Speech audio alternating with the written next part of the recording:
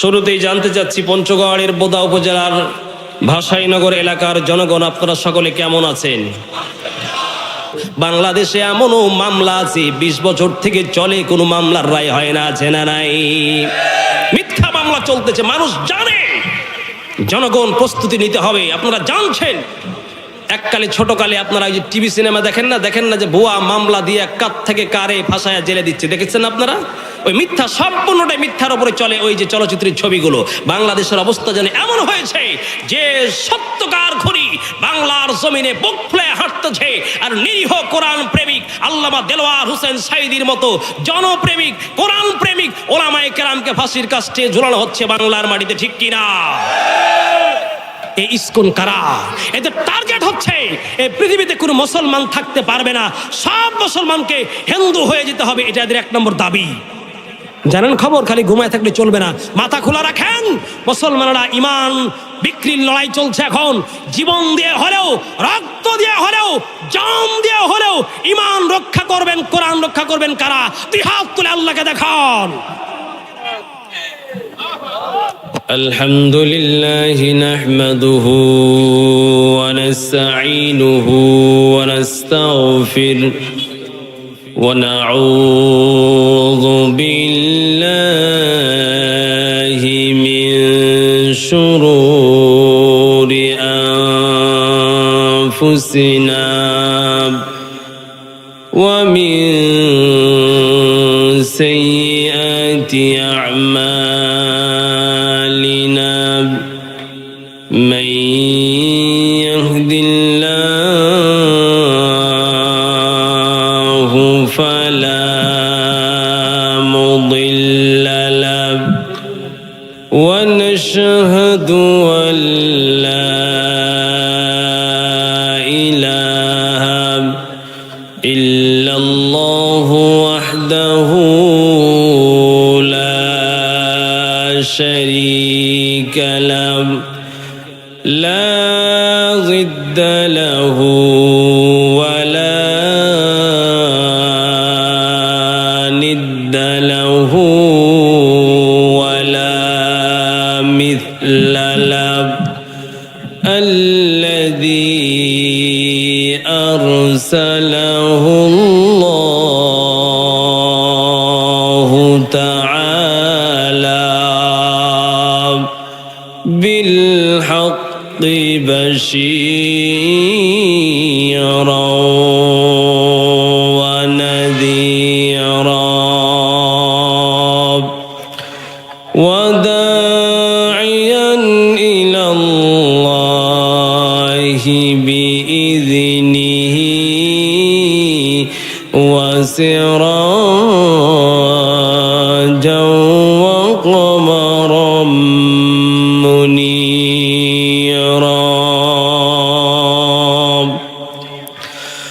وبعد فأعوذ بالله من الشيطان الرجيم. بسم الله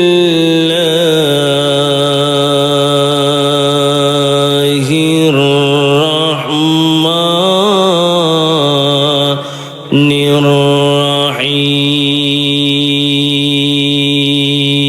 الرحيم. يوم يكون الناس كالفراش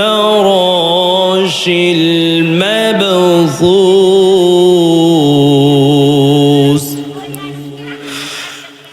وعن أبي هريرة رضي الله تعالى عنه قال قال رسول الله صلى الله عليه وسلم أوقد على النار 1000 سنة حتى احمرت.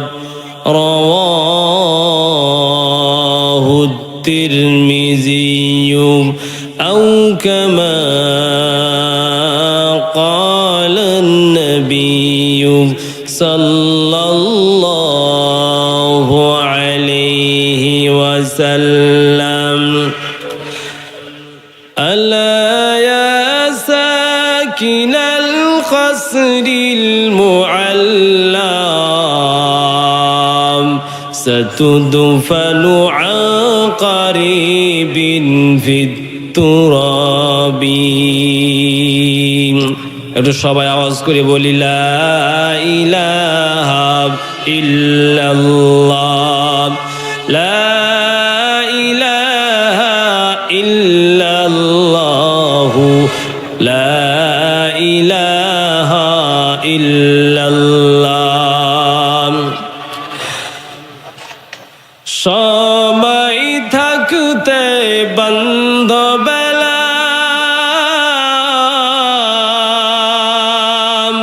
কাজে লাগবে মরণ বেলা।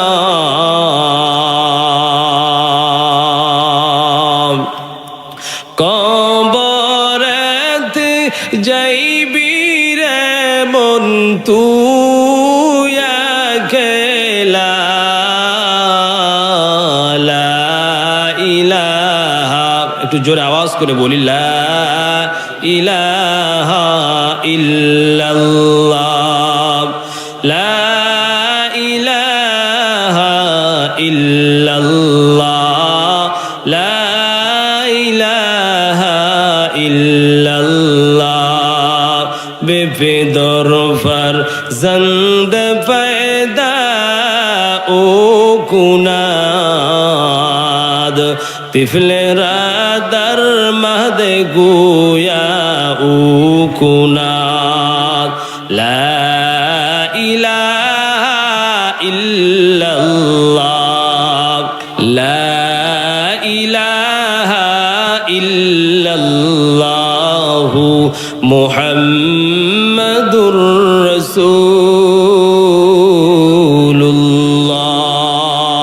সাল্লাল্লাহু আলাইহি ওয়াসাল্লাম।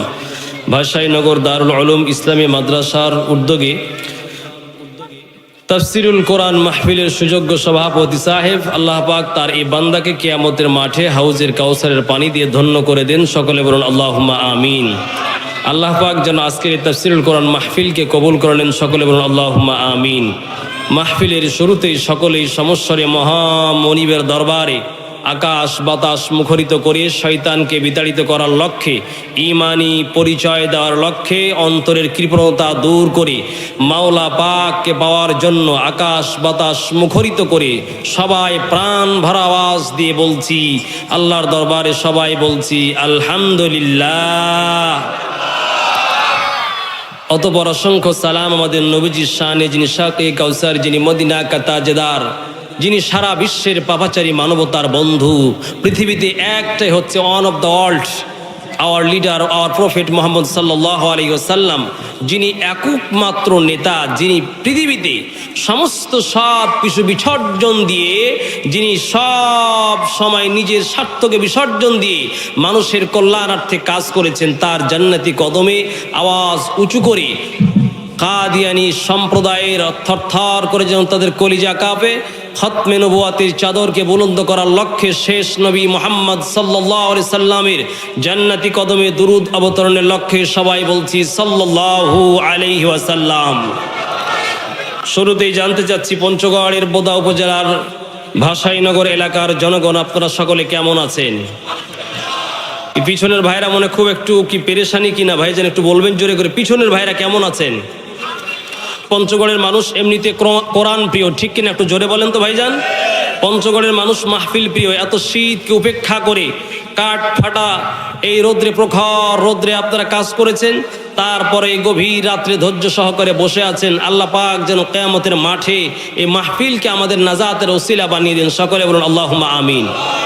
তো ভাইজান শুরু করছি আমরা, তাফসিরুল কোরআন মাহফিল নাম দেওয়া হয়েছে, ঠিক কিনা? তাহলে আলতো ফালতো আলোচনা না করে আমরা সরাসরি কোরআন থেকে আলোচনা শুনবো, কি বলেন? এই কোরআন এমন একটা কিতাব যা আপনারা জানেন কমপ্লিট কোড অফ লাইফ, যেটা হচ্ছে মানবতার জীবনে এমন কিছু নাই যা আপনার এই পবিত্র মহাগ্রন্থে আল কোরআনে নাই। সকলে বলেন সুবহানাল্লাহ।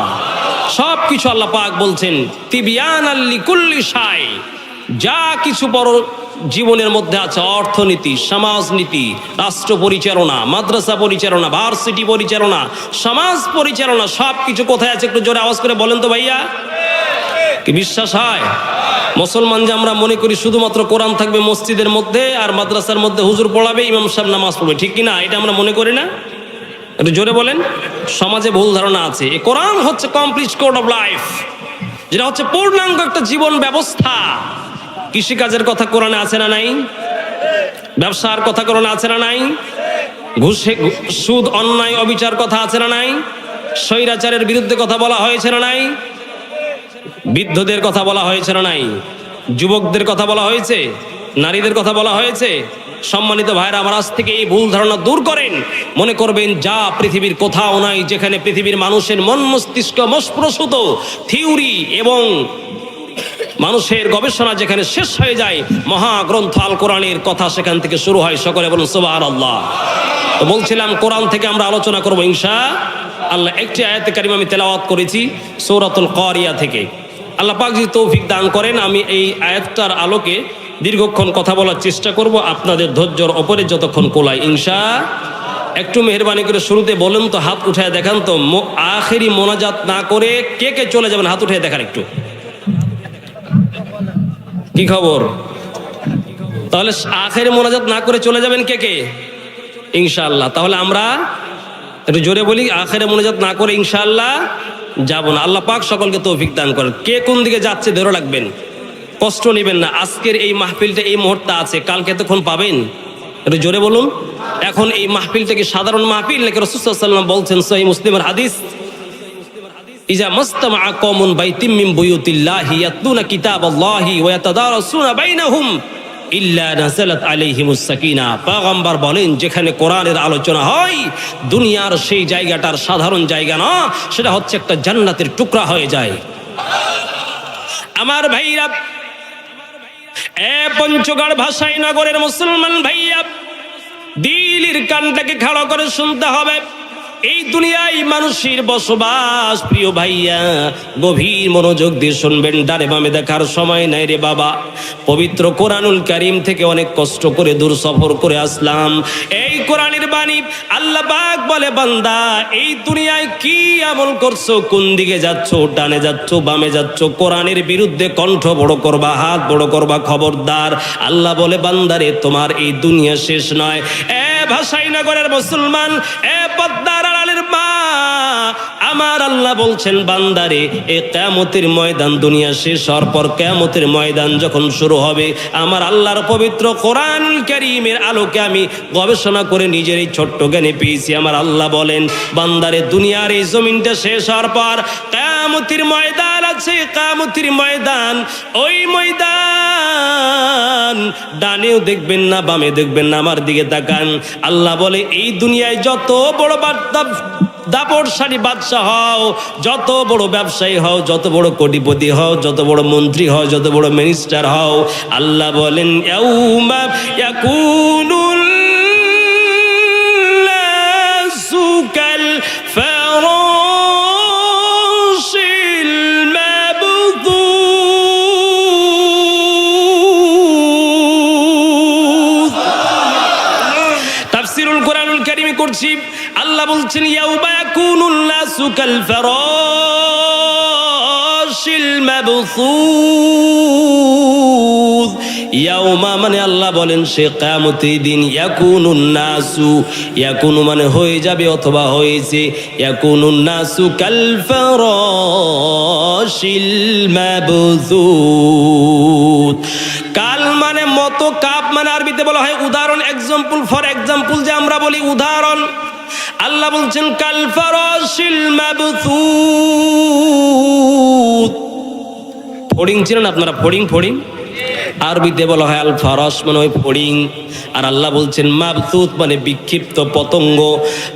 দুনিয়ার জমিনে দেখবেন যখন একটা জায়গায় আপনি কালকে সকালেই ধান খেতে গিয়ে পরীক্ষা করবেন, ধানের মধ্যে কতগুলো ঘাস ফড়িং থাকে, পোকা থাকে। যখন আপনি আস্তে করে নাড়া দিবেন, কে কোন দিকে পোকাগুলি দৌড়ায় যায় কিনা, একটু জোরে বলতে হবে, কথা যায় না। আল্লাহ পাক বলে, বান্দা কাল ফারাশিল মাবথুস।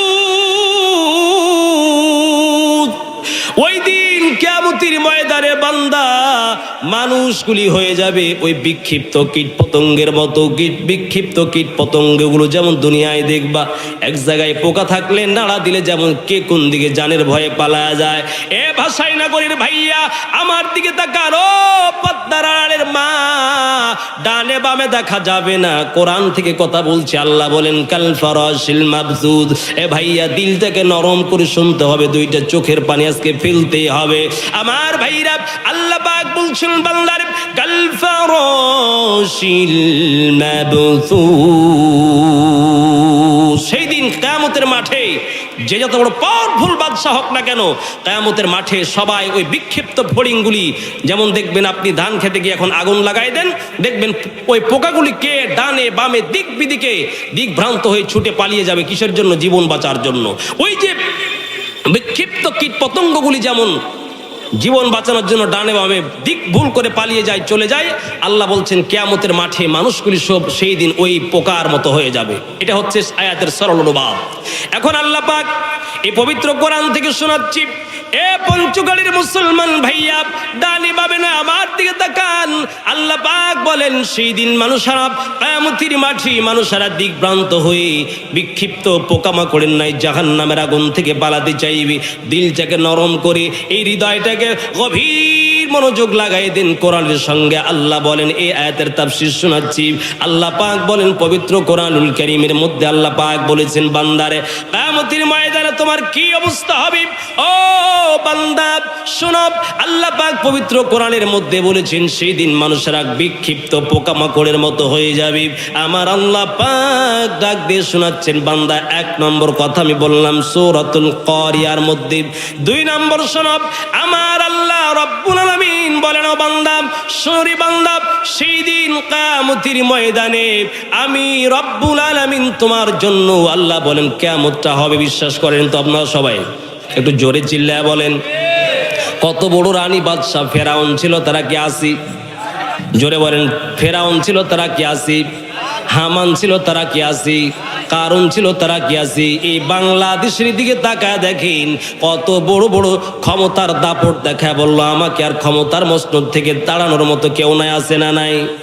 এক সময় ছিল, কিন্তু আল্লাহ বলে বান্দা খবরদার, আল্লাহ পাক সৃষ্টিকর্তা, আল্লাহ পাক রব্বুল আলামিন বলে বান্দারে কিয়ামতের ময়দান যখন উপস্থিত হয়ে যাবে, ডানে বামে যা করেছো ক্ষমতার জোরে একটা মানুষকে টুপিওয়ালাকে ধরে ধরে জেলে দিয়েছো, সব কিন্তু রেকর্ড হয়েছে, ঠিক কিনা? ক্ষমতার জোরে জনগণকে কিছু মনে করো নাই, জনগণকে দাসের মতো বানিয়ে রেখেছো। আল্লাহ পাক বলে বান্দা কিয়ামতের যেই দিন সেই দিন ময়দানটা উপস্থিত হয়ে যাবে। একটু সত্য জেনে থাকলে বলেন তো, বাংলাদেশে এমনও মামলা আছে 20 বছর থেকে চলে, কোনো মামলার রায় হয় না, আছে না নাই? মিথ্যা মামলা চলতেছে, মানুষ জানে, জনগণ প্রস্তুতি নিতে হবে। আপনারা জানছেন এককালে ছোটকালে আপনারা ওই যে টিভি সিনেমা দেখেন না যে ভুয়া মামলা দিয়ে কাত থেকে কারে ফাঁসায়া জেলে দিচ্ছে, দেখেছেন আপনারা? ওই মিথ্যা, সম্পূর্ণটাই মিথ্যার উপরে চলে ওই যে চলচ্চিত্রের ছবিগুলো। বাংলাদেশের অবস্থা যেন এমন হয়েছে যে সত্যকার খুনি বাংলার জমিনে বুক ফুলে হাঁটতেছে, আর নিরীহ কোরআন প্রেমিক আল্লামা দেলোয়ার হোসেন সাঈদীর মতো জনপ্রেমিক কোরআন প্রেমিক ওলামায়ে কেরামকে ফাঁসির কাস্টে ঝুলানো হচ্ছে বাংলার মাটিতে, ঠিক কিনা? দেলোয়ার হোসেন সাঈদীকে আমি দেখিও না, শুনেছি আপনাদের, আমরা ছোটকালে দেখেছি একজন আলেম।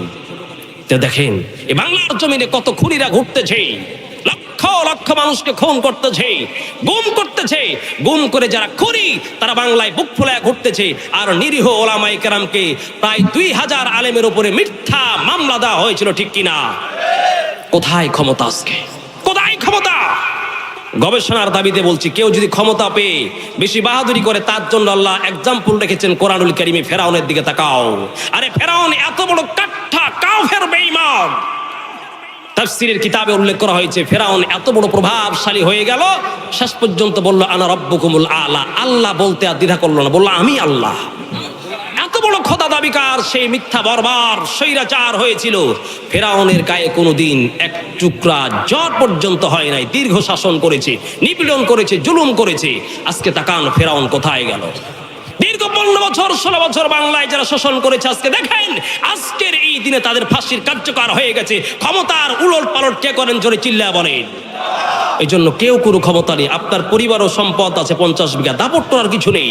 যদি সম্পদ পেয়ে গর্ব করেন, দেখেন কারুনের দিকে। কারুন, আল্লাহ বলছেন ইন্না কারুন কানা ফিল আরদি, কারুন পৃথিবীতে বাড়াবাড়ি করলো। এই কারুনকে তার সম্পদ সহ মাটির নিচে আমি আল্লাহ পাক ঢুকাইয়া দিলাম। কে করেছে এগুলো? সম্পদ পেয়ে 50 বিঘা জমি নিয়ে বাহাদুরি করবেন না। শরীরে আজকে শক্তি আছে, এটা নিয়ে বাহাদুরি করার চেষ্টা করবেন না, ঠিক কিনা? আপনার দাদার দিকে তাকান, এত বড় সুঠাম দেহের অধিকারী দাদার অবস্থা কোথায় গেল? দাদার শরীরটা আজকে কোথায়? প্রিয় ভাইরা আমার, যা করেছেন সব রেকর্ড হয়ে যাচ্ছে। আল্লাহ পাক বলেন সূরাতুল হজ 18 নম্বর পারার 1 এবং 2 নম্বর আয়াতে আল্লাহ বলছেন ইয়া আইয়ুহান নাসু তাকু রাব্বাকুম ইন্না জালজালাতাস সাআতি শাইউন আযীম। ফালতু কথা বলে না বাবাজি, কোরআন এবং হাদিসের আলোকে গবেষণা করে বলছি। কেউ যদি চায় আমার রিজিকের মধ্যে বরকত চলে আসুক, আল্লাহর পয়গম্বর বলছেন বান্দা রিজিকে বরকত যদি চাও, ফজরের আজান হলে ঘুম থেকে উঠে যাও, আর ঘুমাতে পারবে না। যে ব্যক্তি প্রতিনিয়ত ফজরের আজান হওয়ার পরে যারা মসজিদে না গিয়ে ঘুমায়, 1 নম্বরে বেবরকত হবে, তার রিজিকের বরকত আল্লাহ কমায়া দিবেন। বলবেন হুজুর যারা ফজরের নামাজ পড়ে না তারা তো দেখি অনেক টাকার মালিক। ও ভাই, একটা জরিপ পেশ করি, শুধু টাকার মালিক হলে রিজিকের কম না, আমি রিজিকের কমের কথা বলেছি। দেখবেন না ভাইয়া, ফজরের নামাজ যে মানুষটা পড়ে, ফজরের আজান হলে যে মসজিদে উপস্থিত হয়ে যায়, দেখবেন তাকে ডায়াবেটিসের রোগ হয় না। আমার ভাইরা, রিজিক কমে যাবে মানে হলে কি? যারা ফজরের সময় মসজিদে না গিয়া আজান হওয়ার পরও ঘুমায়, তারা দেখবেন তাদের পরিবারে কোনোদিন টাকার মধ্যে বরকত হবে না। আল্লাহর পয়গম্বর দোয়া করেছেন আল্লাহুম্মা বারিক লি ফি উম্মতি বুকুরিহা, ও রব্বুল আলামিন আমার উম্মত যারা আছে গো আল্লাহ, আমার উম্মতের ফজরের ভোরের সময় বরকত দাও। ওই ভোরবেলা যদি আপনি ফজরের নামাজটা পড়ে পরিবারের কাজ করেন, নবীজি গ্যারান্টি দিয়ে বলেছেন ওই ব্যক্তিকে আল্লাহ রব্বুল আলামিন দুনিয়ার জমিনে তাকে আল্লাহ পাক বড় বড় রোগ বালা মুসিবত থেকে মাফ করে তাকে সুস্থতার জিন্দেগি দিবেন। জোরে কোন সুবহানাল্লাহ।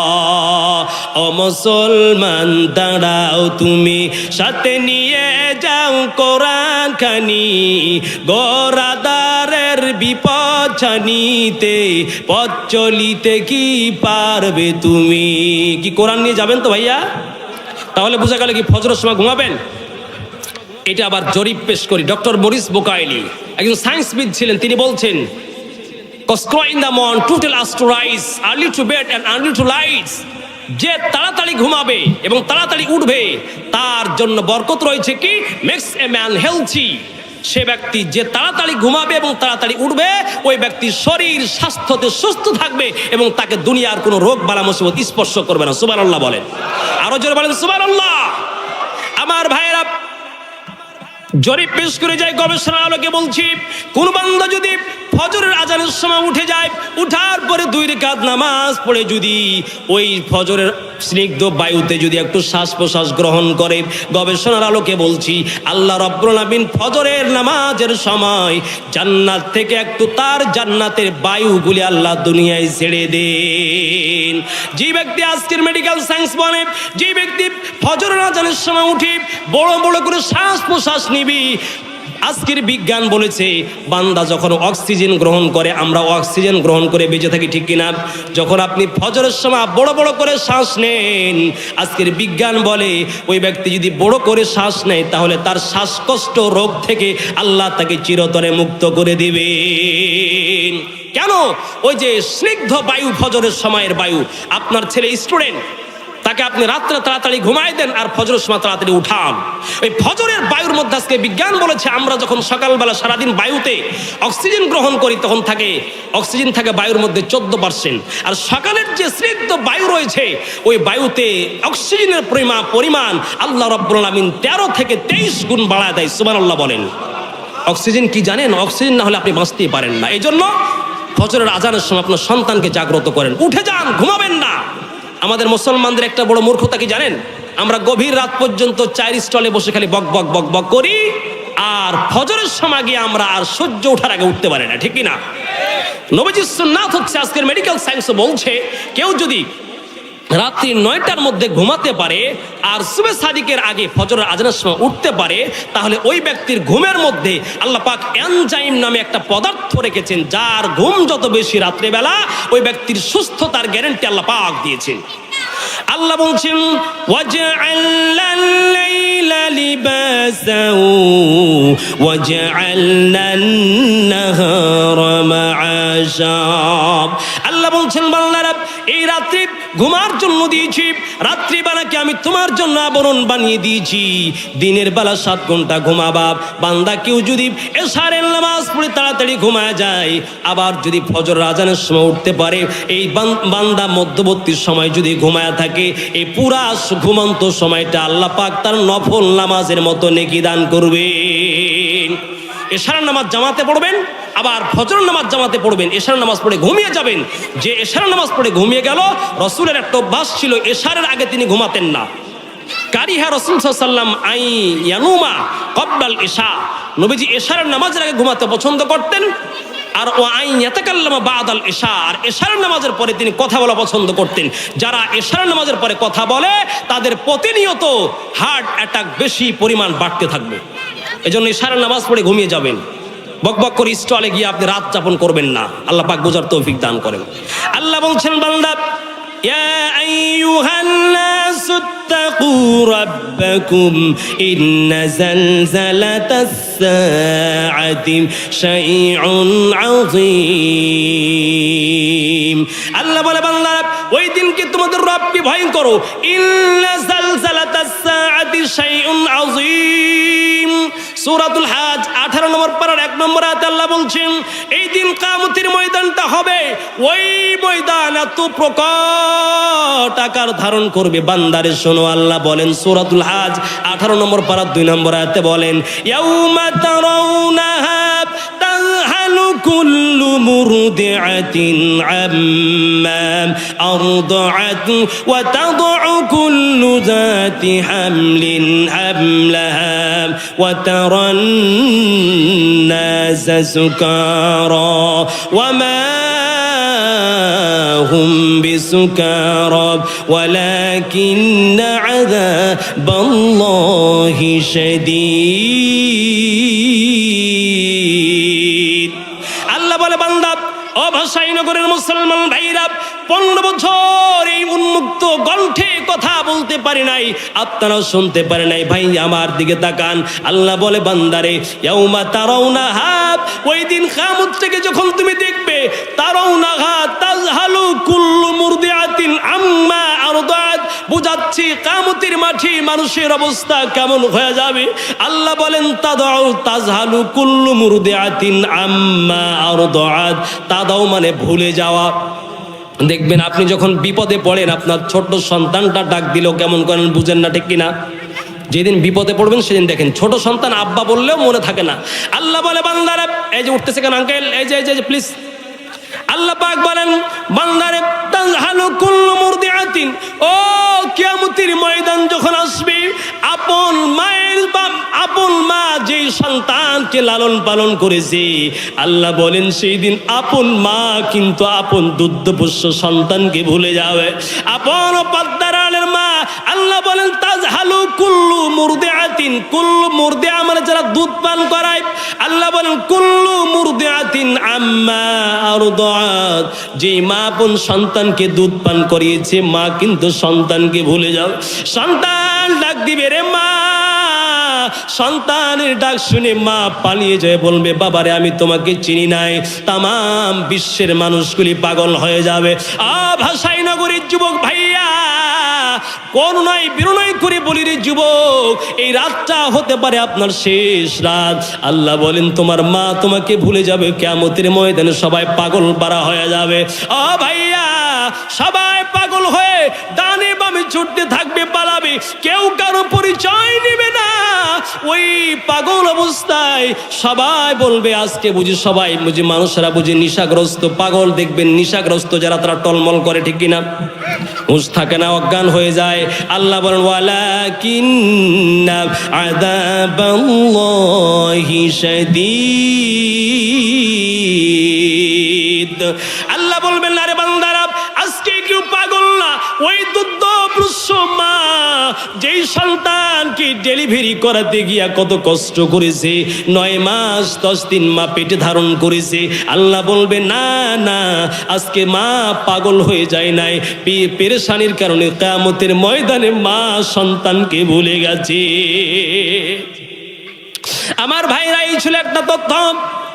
2 নম্বর আল্লাহ পাক বলেন কিয়ামতের ময়দান যখন হবে, সূরাতু আবাসা 30 নম্বর পারার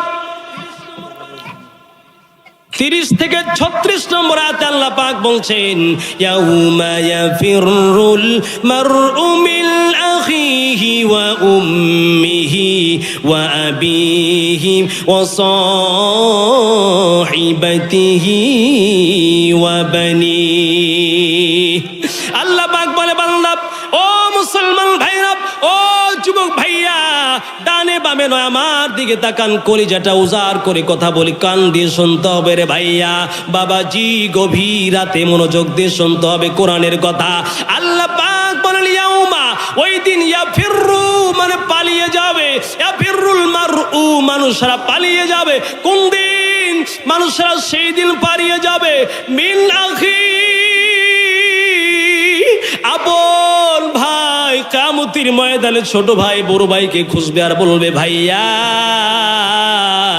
দুনিয়ায় আমি একটু কষ্ট পেলে ভাইয়া তুমি আমার জন্য লাঠি ধরেছো, ও ভাইয়া, দুনিয়ায় একটু কষ্ট হলে আমার জন্য তুমি জীবন দিয়েছো রে ভাইয়া, ভাইয়া গো, একটু নেকির জন্য আজকে আমি বিপদে পড়ে গেছি, আমাকে পার করে দাও।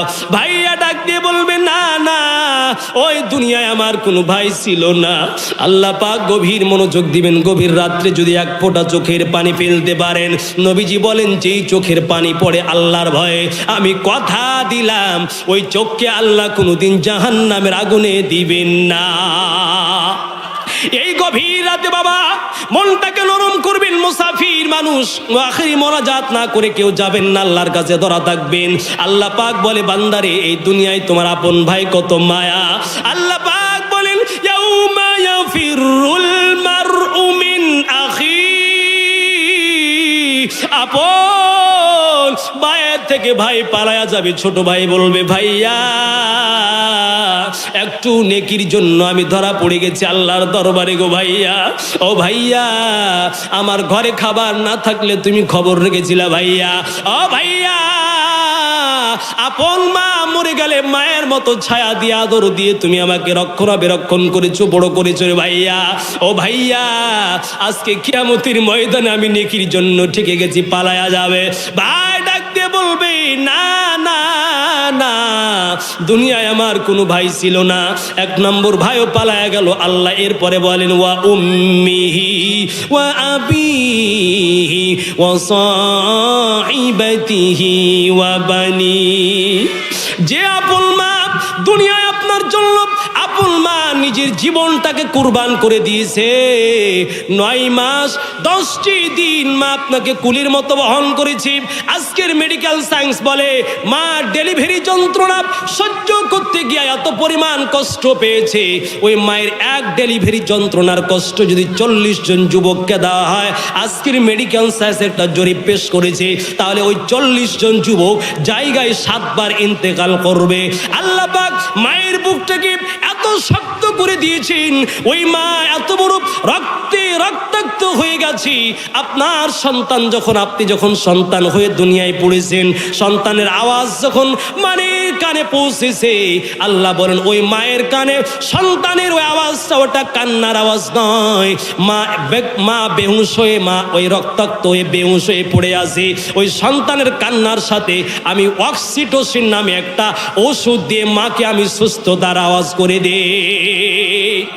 আজকের মেডিকেল অবাক করা তথ্য দিয়েছে, সন্তান ভূমিষ্ঠ হওয়ার পরে কাঁদে কেন? আজকের মেডিকেল বলছে, যে সন্তান ভূমিষ্ঠ হওয়ার পরে প্রথম কান্নার আওয়াজ করে, ওই সন্তান অসুস্থ, ঠিক কিনা? ওই যে সন্তান চিচি করে কান্নার আওয়াজ করে, ওটা কান্নার আওয়াজ না, মা অজ্ঞান হয়ে পড়ে আছে, দুনিয়ার কোনো ডক্টর মায়ের হুঁশ ফিরাতে পারে না। ওই সন্তান যখন মায়ের লাড়ি ছিঁড়ে, 32টা লাড়ি ছিঁড়ে মাকে যখন বেহুশ করে দুনিয়ায় আসে, মা রক্তাক্ত হয়ে পড়ে থাকে, দুনিয়ার কোনো অক্সিজেন দিয়ে, দুনিয়ার কোনো মেডিকেল সায়েন্স অনুযায়ী মায়ের জ্ঞান ফিরাতে পারে না। আল্লাহ পাক বলেন, ফেরেশতার মাধ্যমে আমি আল্লাহ সন্তানের গায়ে হালকা ধাক্কা দিয়ে বলি, সন্তান, তোকে দুনিয়ায় আনতে গিয়া তোর মা রক্তে রক্তাক্ত হয়েছে। এরে ভাষাই নগরীর যুবক পা দুটা গায়ে দিল, ধরতে প্রস্তুত রে ভাইয়া। ওই মায়ের সাথে বেয়াদবি করবি না। ওই মা 32টা লাড়ি ছিঁড়ে রক্তে রঞ্জিত হয় কাঁটা কবুতরের মতো মা পড়ে থেকেছে, কেউ হুঁশ ফেরাতে পারে না। সন্তানের কান্নার আওয়াজ মায়ের কলিজার মধ্যে যখন ধাক্কা মারে, আজকের মেডিকেল বলেছে, ওই মা সন্তানের কান্নার আওয়াজ যখন মায়ের কর্ণকুহরে গিয়ে আঘাত করে, আল্লাহ বলেন ওই মায়ের সন্তান কান্না করে, ওই কান্নার মধ্যে আমি এমন একটা শক্তি রেখেছি, সব অজ্ঞান দূর করে মায়ের জ্ঞান ফেরার ব্যবস্থা আমি কান্নার আওয়াজে করে দে। সুবহানাল্লাহ, আল্লাহু আকবার। আমার ভাইরা, এ ভাষাই নগরের যুবক, মাইকের আওয়াজ যে পর্যন্ত যায় পা দুটা ধরে বলি, রে যুবক, আল্লাহ পাক বলে মায়ের সাথে এত সম্পর্ক, তারপর আল্লাহ বলেন ওয়া উম্মিহি ওয়া আবি। উম্মুন মানে মা, আর উম্মিহি মানে ওই কিয়ামতে যারা উপস্থিত হবে তাকে আল্লাহ বলছেন। কিয়ামতের মাঠে এত হৃদয় ছিঁড়া ওই আপন মা, যেই মা এত বড় শীতের রাত্রে সন্তানকে দুধ পান করাতে গিয়া মা একটু চোখের কোণাতে ঘুম আসতে দেয় নাই, ঠিক কিনা? দুনিয়ার সমস্ত মায়েরা ঘুমিয়ে গেছে, আপনার মায়ের ঘরে বাতি জ্বলে, সন্তান আওয়াজ করে কান্না করে, পাড়ার মহিলারা বলে, ও মা তুমি ঘুমাও না কেন? মা ডাক দিয়ে বলে, তোমরা জানো না আমার আদরের সন্তান ঘুমাই নাই, আমার আদরের সন্তানকে রেখে আমি মা ঘুমাতে পারি না। এ ভাষাই নগরীর যুবক, দুনিয়ার সব মায়ের ঘরের বাতি বন্ধ হয়ে যায়, আপনাকে আমাকে রাত্রে ঘুম পাড়াতে গিয়ে মা কিন্তু ঘুমায় না। এরপরে কিছুক্ষণ পর মা ঘুমায় রয়েছে, সন্তান শীতের রাত্রে পেশাব করে কিন্তু বিছানাটা ভিজায় দিয়েছে। আল্লাহ পাক বলে এত হৃদয়ের সম্পর্ক, রক্তের সম্পর্ক ওই মা। আল্লাহ বলেন ওয়া উম্মিহি ওয়া আবি। কিয়ামতের ময়দানে ওই মা কিন্তু সন্তানকে দেখে পালায়া যাবে। ভাষাই নগরের যুবক, ওরে পদ্মার আলের মা, দিল থেকে নরম করে দাও। এই গভীর রাতে যদি একটু চোখের পানি যদি আপনার পড়তে পারে রে বাবা, মুসাফির মানুষ কোরআন হাতে নিয়ে রসুলের হাদিস থেকে বললাম, আল্লাহর ভয়ে যে চোখ দিয়ে পানি পড়ে, ওই আল্লাহ জাহান্নামে ওই চোখকে আল্লাহ দিবেন না। জোরে বলেন সুবহানাল্লাহ। আল্লাহ পাক বলেন ওয়া উম্মিহি, সেই দিন তোমার আপন মাও পালিয়ে যাবে। ও আবি, যেই বাবা সন্তানকে লেখাপড়ার পরীক্ষার ফি দিতে গিয়া, সন্তানকে একটা নতুন কাপড় কিনে দিতে গিয়া, অনেক বাবা আছে দেখবেন ঈদের দিনে বাবা কিন্তু ছিঁড়া জুতা নিয়ে ঈদগাহের ময়দানে যায়। তারপরেও বাবা সন্তানের ওই ঈদের দিনে বাবা কষ্টে অর্জিত টাকা দিয়ে সন্তানকে নতুন জুতা দিয়েছে রে ভাইয়া। এ যুবক, ওই বাবা যাদের কবরে গেছে আল্লাহর কাছে দোয়া করে কান্না করো। আমার ভাইয়েরা, আল্লাহ বলেন ওয়া আবিহি, সেই দিন ওই বাবাও কিন্তু পালিয়ে যাবে। ওয়া সাহিবাতিহি ওয়া বানি। আল্লাহ বলে বান্দা, যে যুবতী বউয়ের জন্য নিজের জীবনটাকে সব শেষ করে দিলি, ওই বউকে বলবি রে বউ, আজকে আমি ঠেকে গেছি, একটা নেকি দিয়ে আমাকে পার করো। বউ বলবে না না, দুনিয়ায় আমার কোনো স্বামী ছিল না, আমি দিতে পারবো না। ওয়া বানি, আল্লাহ এরপরে বলেন না না, সন্তানকে বললে সন্তানও পালিয়ে যাবে। এই কিয়ামতের ময়দানের অবস্থা প্রিয় ভাইয়েরা। তাহলে বুঝলেন কি, কেউ দুনিয়ায় থাকবে না, থাকবে মাত্র কি? মানে জোরে বলেন চিল্লায়া, আরো জোরে বলেন চিল্লায়া। তাহলে কোরআন যেখানে পড়ানো হয় সেটার দরকার আছে না নাই? জোরে বলেন চিল্লায়া বলেন। আমার ভাইয়েরা, এরপরে আমার আল্লাহ পাক বলছেন আর একটা অবস্থা বলছি। আল্লাহ পাক বলেন 27 নম্বর পারা সূরাতুর রহমানের মধ্যে আল্লাহ বলেন, ফায়াউমা ইযিল্লা ইসআলু আন যামবিহি ইনসু ওয়ালা জান ফাবিআইয়ি আলা'i রাব্বিকুমা তুকাযযিবান। আল্লাহ পাক বলেন ফায়াউ ইয়াউমাইদিহি, কিয়ামতের মাঠে সেই দিন বান্দাকে আল্লাহ জিজ্ঞেস করবেন না, মানুষকে জিজ্ঞেস করবেন না বান্দা তুই অপরাধী। দেখবেন যে চোর তাকে চুরি করার কথা বলতে হয় না, ঠিক কি না? তো যারা অপরাধী, এমনিতে এক গ্রামে একজন চুরি করছে, তো বেচারা চোর ধরার জন্য খুব পরিশ্রম করতেছে, ধরতে পারছে না। যে আল্লাহর বান্দা চুরি করছে, রাত্রে চুরি করছে মুরগি, জোরে বলেন কি চুরি করছে? সকালবেলা চোর খুঁজে পায় না। এখন যে আল্লাহর বান্দা চুরি করছে, ও একদিন রাস্তা দিয়ে হেঁটে আসতেছে। বুঝাচ্ছি, কোরআনের আয়াতটা আপনাকে বোঝার জন্য একটা গল্প বলতেছি, ঠিক কি না? বলবেন না যে হুজুর কি আসলে মুরগি চোরের গল্প শোনার, না না, ফালতু কথা বলবো না। তো ওই যে মুরগি চুরি করেছে আল্লাহর বান্দা, তার তো মনে খালি ভয় ভয়, আমি তো মুরগি চুরি, এই জায়গায় খালি মুরগি মুরগি মুরগি করে আওয়াজ করতেছে, ঠিক কি না? তো এই আল্লাহর বান্দা যাচ্ছে, চোর খুঁজে পাচ্ছে না।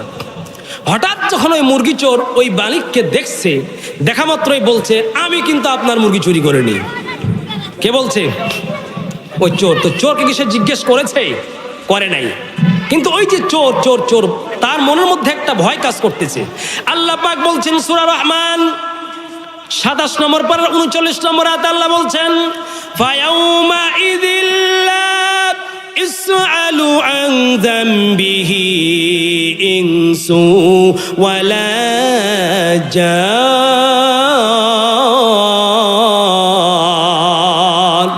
ফাবিআইয়ি আলা'i রাব্বিকুমা তুকাযযিবান।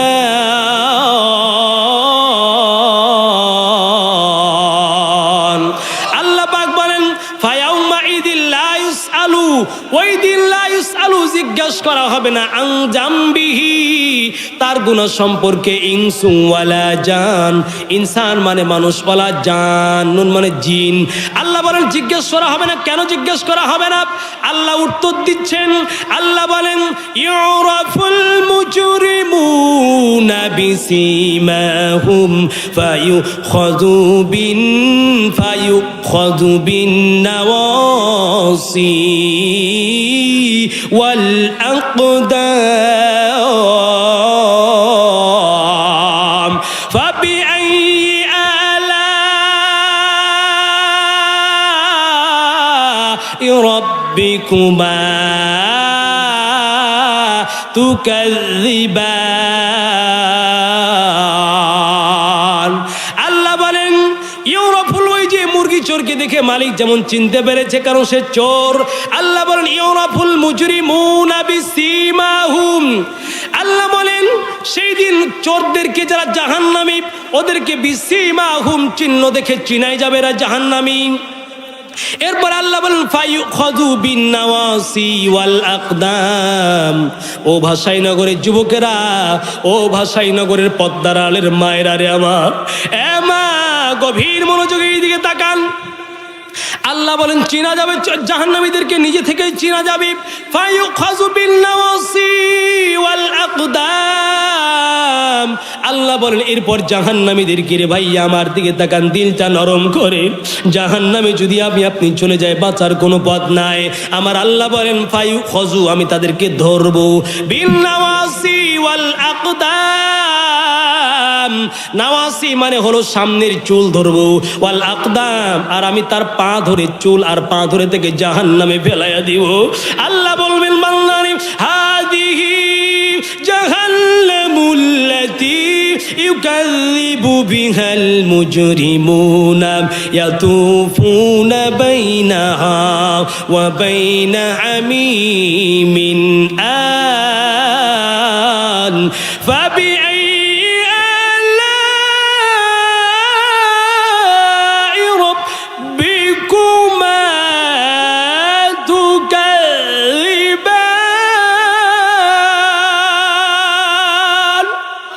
আল্লাহ পাক বলবেন হাদিহি জাহান্নামুল্লাতী, ও বান্দা ভাষাইনগরের যুবক যদি জাহান্নামে যান, দিলটা খুব নরম করে চোখটা পানিতে ভিজায় দিবেন।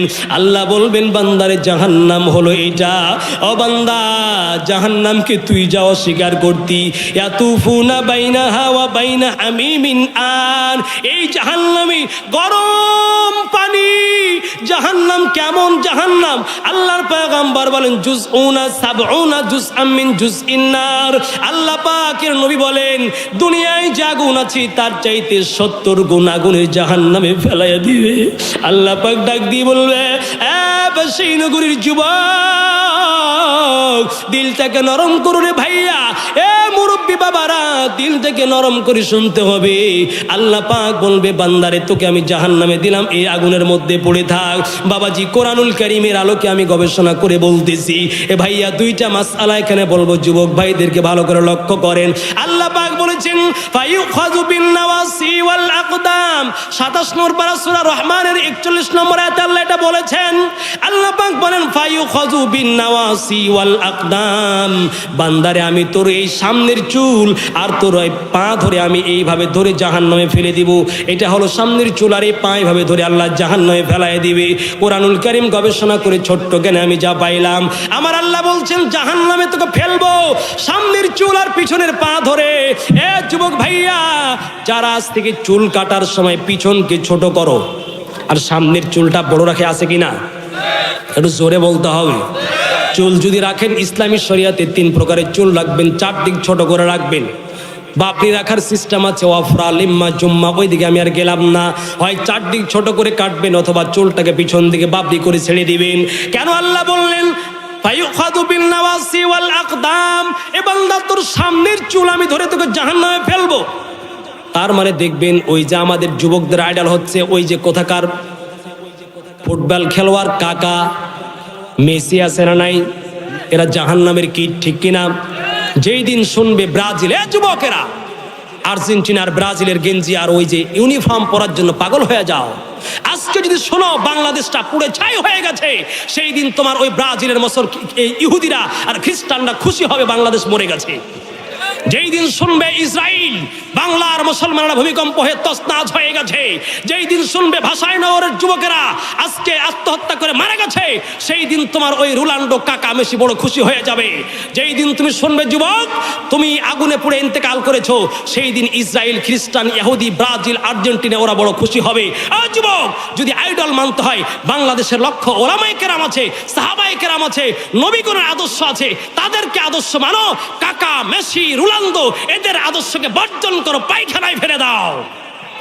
মুসলমানের সন্তান রোনাল্ডো 10 নম্বর জার্সি পরে দুঃখ লাগে, কষ্ট লাগে রে মুসলমান। এ মুসলমান তোমার কাছে কোরআন আছে, হাদিস আছে।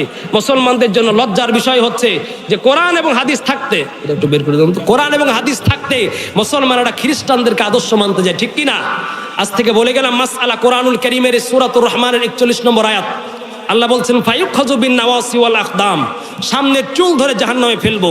যার পিছনের চুল ছোট থাকবে রোনাল্ডো মেসি কাকার মতো স্টাইল করে, এই যে হেয়ার স্টাইল, নাবিদের কাছে গিয়ে লিখবেন লেখা আছে হেয়ার স্টাইল, কত রকমের cutting, high high high high high high রে, আশ্চর্য ব্যাপার। এ যুবক সুন্নাত তরিকায় চুল কাটলে আল্লাহকে পাওয়া যায়। এ যুবক সুন্নাত তরিকায় চুল কাটলে আল্লাহ খুশি হয়। ইসলাম কমপ্লিট কোড অফ লাইফ, কোরআনে সব আছে। কিভাবে চুল কাটবে এটা আল্লাহ কোরআনে বলেছে, রাসূলুল্লাহ হাদিসের মধ্যে বলেছে।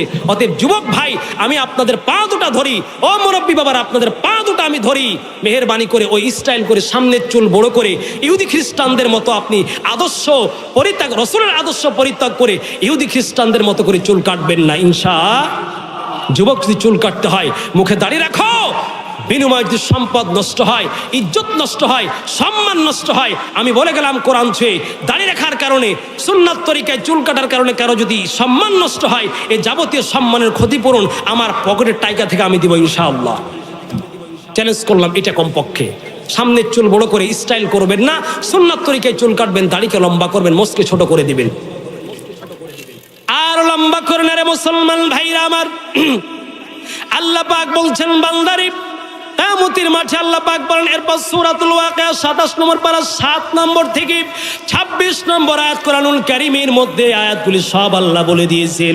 আল্লাহ বলেন সেই দিন কিয়ামতের মাঠে ওয়া কুনতুম আযওয়াজান সালাসা ফাআসহাবুল মাইমানাতি মা আসহাবুল মাইমানা ওয়া আসহাবুল মাশআমাতি মা আসহাবুল المشأمة والسابقون السابقون أولئك المقربون আল্লাহ বলে বান্দা তাফসীর করছি ইয়াউমা ইয়াকুনুন নাসু সেই দিন মানুষের অবস্থা আল্লাহ সূরাতুল ওয়াকিয়া 7 নম্বর আয়াতে বলেন কিয়ামতের মাঠে আল্লাহ সেই দিন 27 নম্বর পারা সূরা ওয়াকিয়া 7 নম্বর আয়াতে আল্লাহ বলেন ওয়া কুনতুম আসওয়াজান তালাতা ওয়া মানে এবং কুনতুম মানে তোমরা আসওয়াজান মানে দল হয়ে যাবে তালাতা তিনটা দল হবে এক নম্বর দল হবে ডান দিকে যাবে এক নম্বর দল বাম দিকে যাবে এক নম্বর দল আল্লাহ বলেন ওয়াসাবিকুন আসসাবিকুন উলাইকাল মুকাররাবুন এক নম্বর দল হবে যারা আল্লাহর নৈকট্য প্রাপ্ত আল্লাহ এদের সম্পর্কে বলেন উলাইকাল মুকাররাবুন আল্লাহ পাক এদেরকে বলেন এই জন্য আমি আল্লাহ উলাইকাল মুকাররাবুন ফি জান্নাতিন নাঈম এ ভাষাই নগরীর যুবক ভাইরা আমার দিকে তাকান কোরআনের মেসেজটা বলে দিই যে যুবকরা আমার এই দুনিয়ায় হারাম রিলেশন করে মোবাইলে মেসেঞ্জারে চ্যাট করে আসে না নাই ও যুবক হারাম মহিলার সাথে রিলেশন করে যারা রাতকে রাত কাটাই দাও রে যুবক ভাইয়া আল্লাহ মেসেজ করলে বান্দা যদি জান্নাতে পেতে চাও দুনিয়ার জান্নাতের হুরগুলি এমন হবে রে যুবক ভাই এই দুনিয়ার পচা দুর্গন্ধযুক্ত নারীর জন্য আপনি পাগল আল্লাহ পাক বলে বান্দা জান্নাতে এমন নারী তোমার জন্য রেখেছি রে বান্দা ওই জান্নাতের নারীগুলি যদি একবার দুনিয়ায় থুথু নিক্ষেপ করত এই দুনিয়াটা আর কোনোদিন দুর্গন্ধ বলতে কিছুই থাকতো না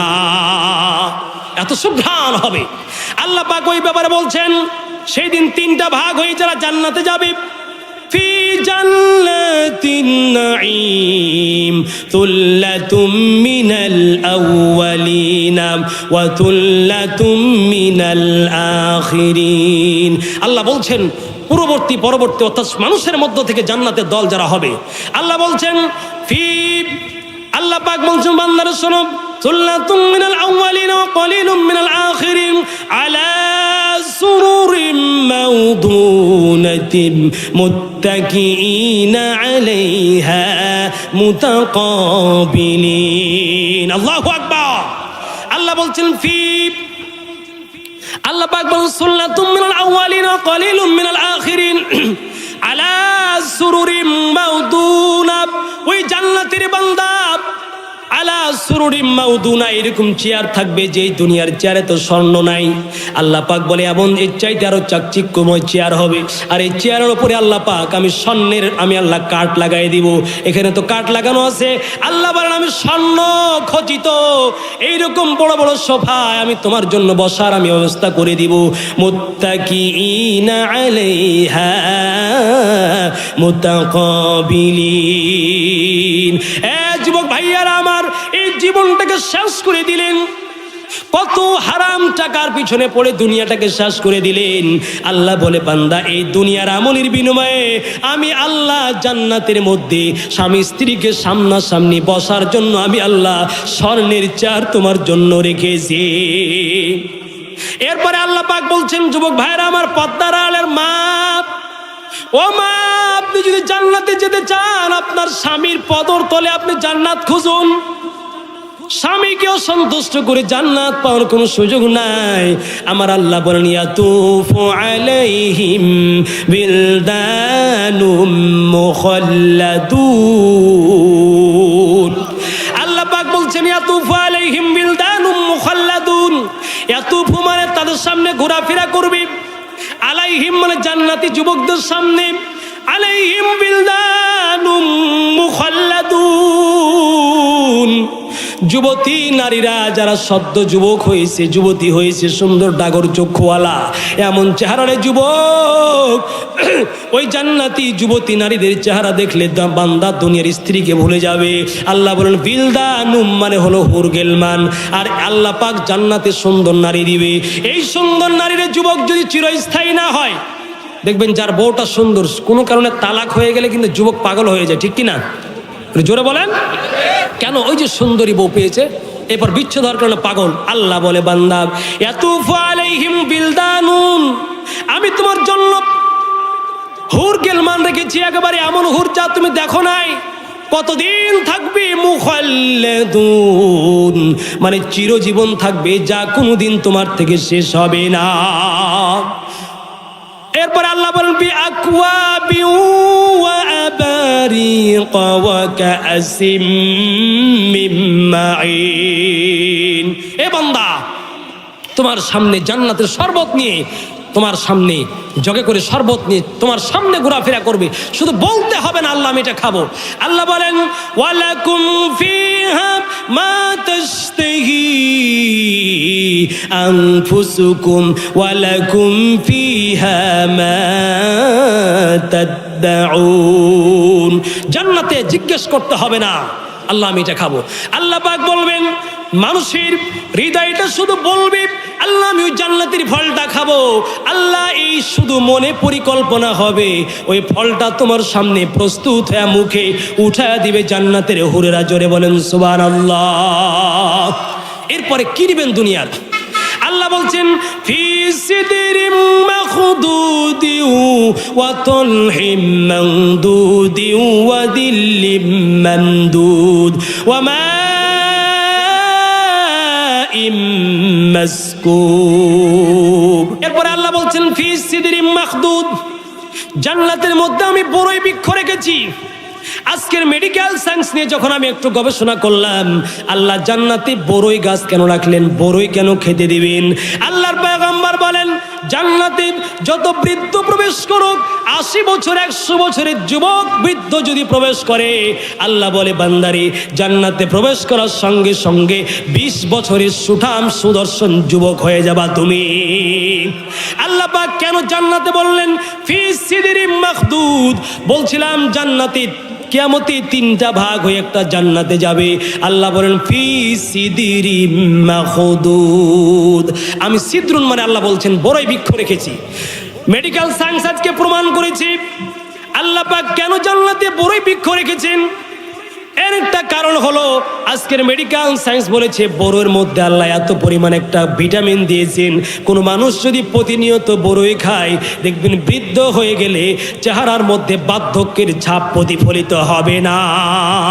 আল্লাহ পাক জান্নাতের মধ্যে বড়ই বৃক্ষ দিয়ে আল্লাহ পাক প্রমাণ করে দিলে বান্দা তুমি জান্নাতে থাকবা, হাজার হাজার বছর চলে যাবে রে বান্দা, তোমার চেহারার মধ্যে কোনোদিন বার্ধক্যের ছাপ পরিমাণ পড়বে না। এরপরে আল্লাহ বলছেন ওয়াতালহিম মামদুদ, আমি আল্লাহ পাক সারি সারি কলার কান্দি রেখেছি। কলাগুলি শুধু তুমি বলবা আমি খাবো, এই কথাটা তোমার অন্তরে বলা মাত্রই, চোখের সাথে সাথে তোমার চোখ দিয়ে দেখবা, বলা মাত্রই তোমার মুখে আল্লাহ পাক প্রস্তুত করে উঠা দিবে।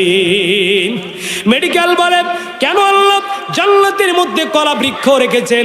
আল্লাহর কোরআনুল কারীম নিয়ে গবেষণা করেছেন নাসা সংস্থা বিজ্ঞানী, এই বিজ্ঞানীরা আবিষ্কার করে বলেছেন আল্লাহ মুসলমানদের আল্লাহ এই কোরআনে জান্নাতের মধ্যে কলার কথা বলে প্রমাণ করলেন দুনিয়ায় কেউ যদি কলা বেশি বেশি খেতে পারে তার লিভারের সমস্যা থেকে আল্লাহ পাক তাকে বাঁচায়া দিবেন।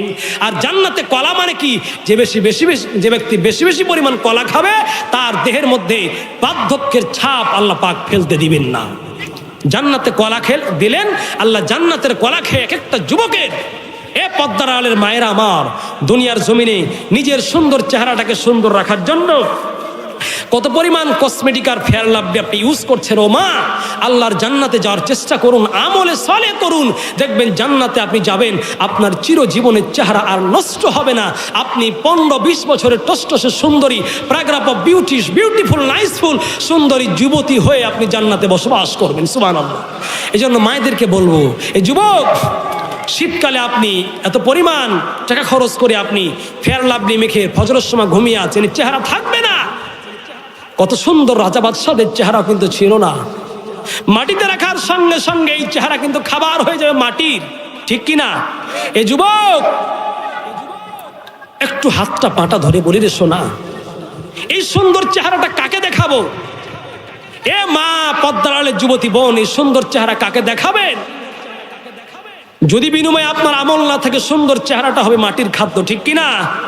এই জন্য আমল সে জিন্দেগি বনেন, আমলের দ্বারা জিন্দেগি সাজিয়ে নেন। একটা কুত্তার দিকে দেখেন, সেও বিবাহ করে, সেও খাবার খায়, সেও ইন্দ্রিয় চাহিদা মিটায়, কিন্তু কুত্তার দিকে তাকায় দেখেন সে মালিককে চিনে না, মালিকের ইবাদত তার উপরে নাই। ও যুবক, কুত্তাকেও দেখবেন একটা মালিকের যদি একটা গোস্তের টুকরা পায় সারাদিন বাড়ির পাহারা দেয়, ঠিক কিনা?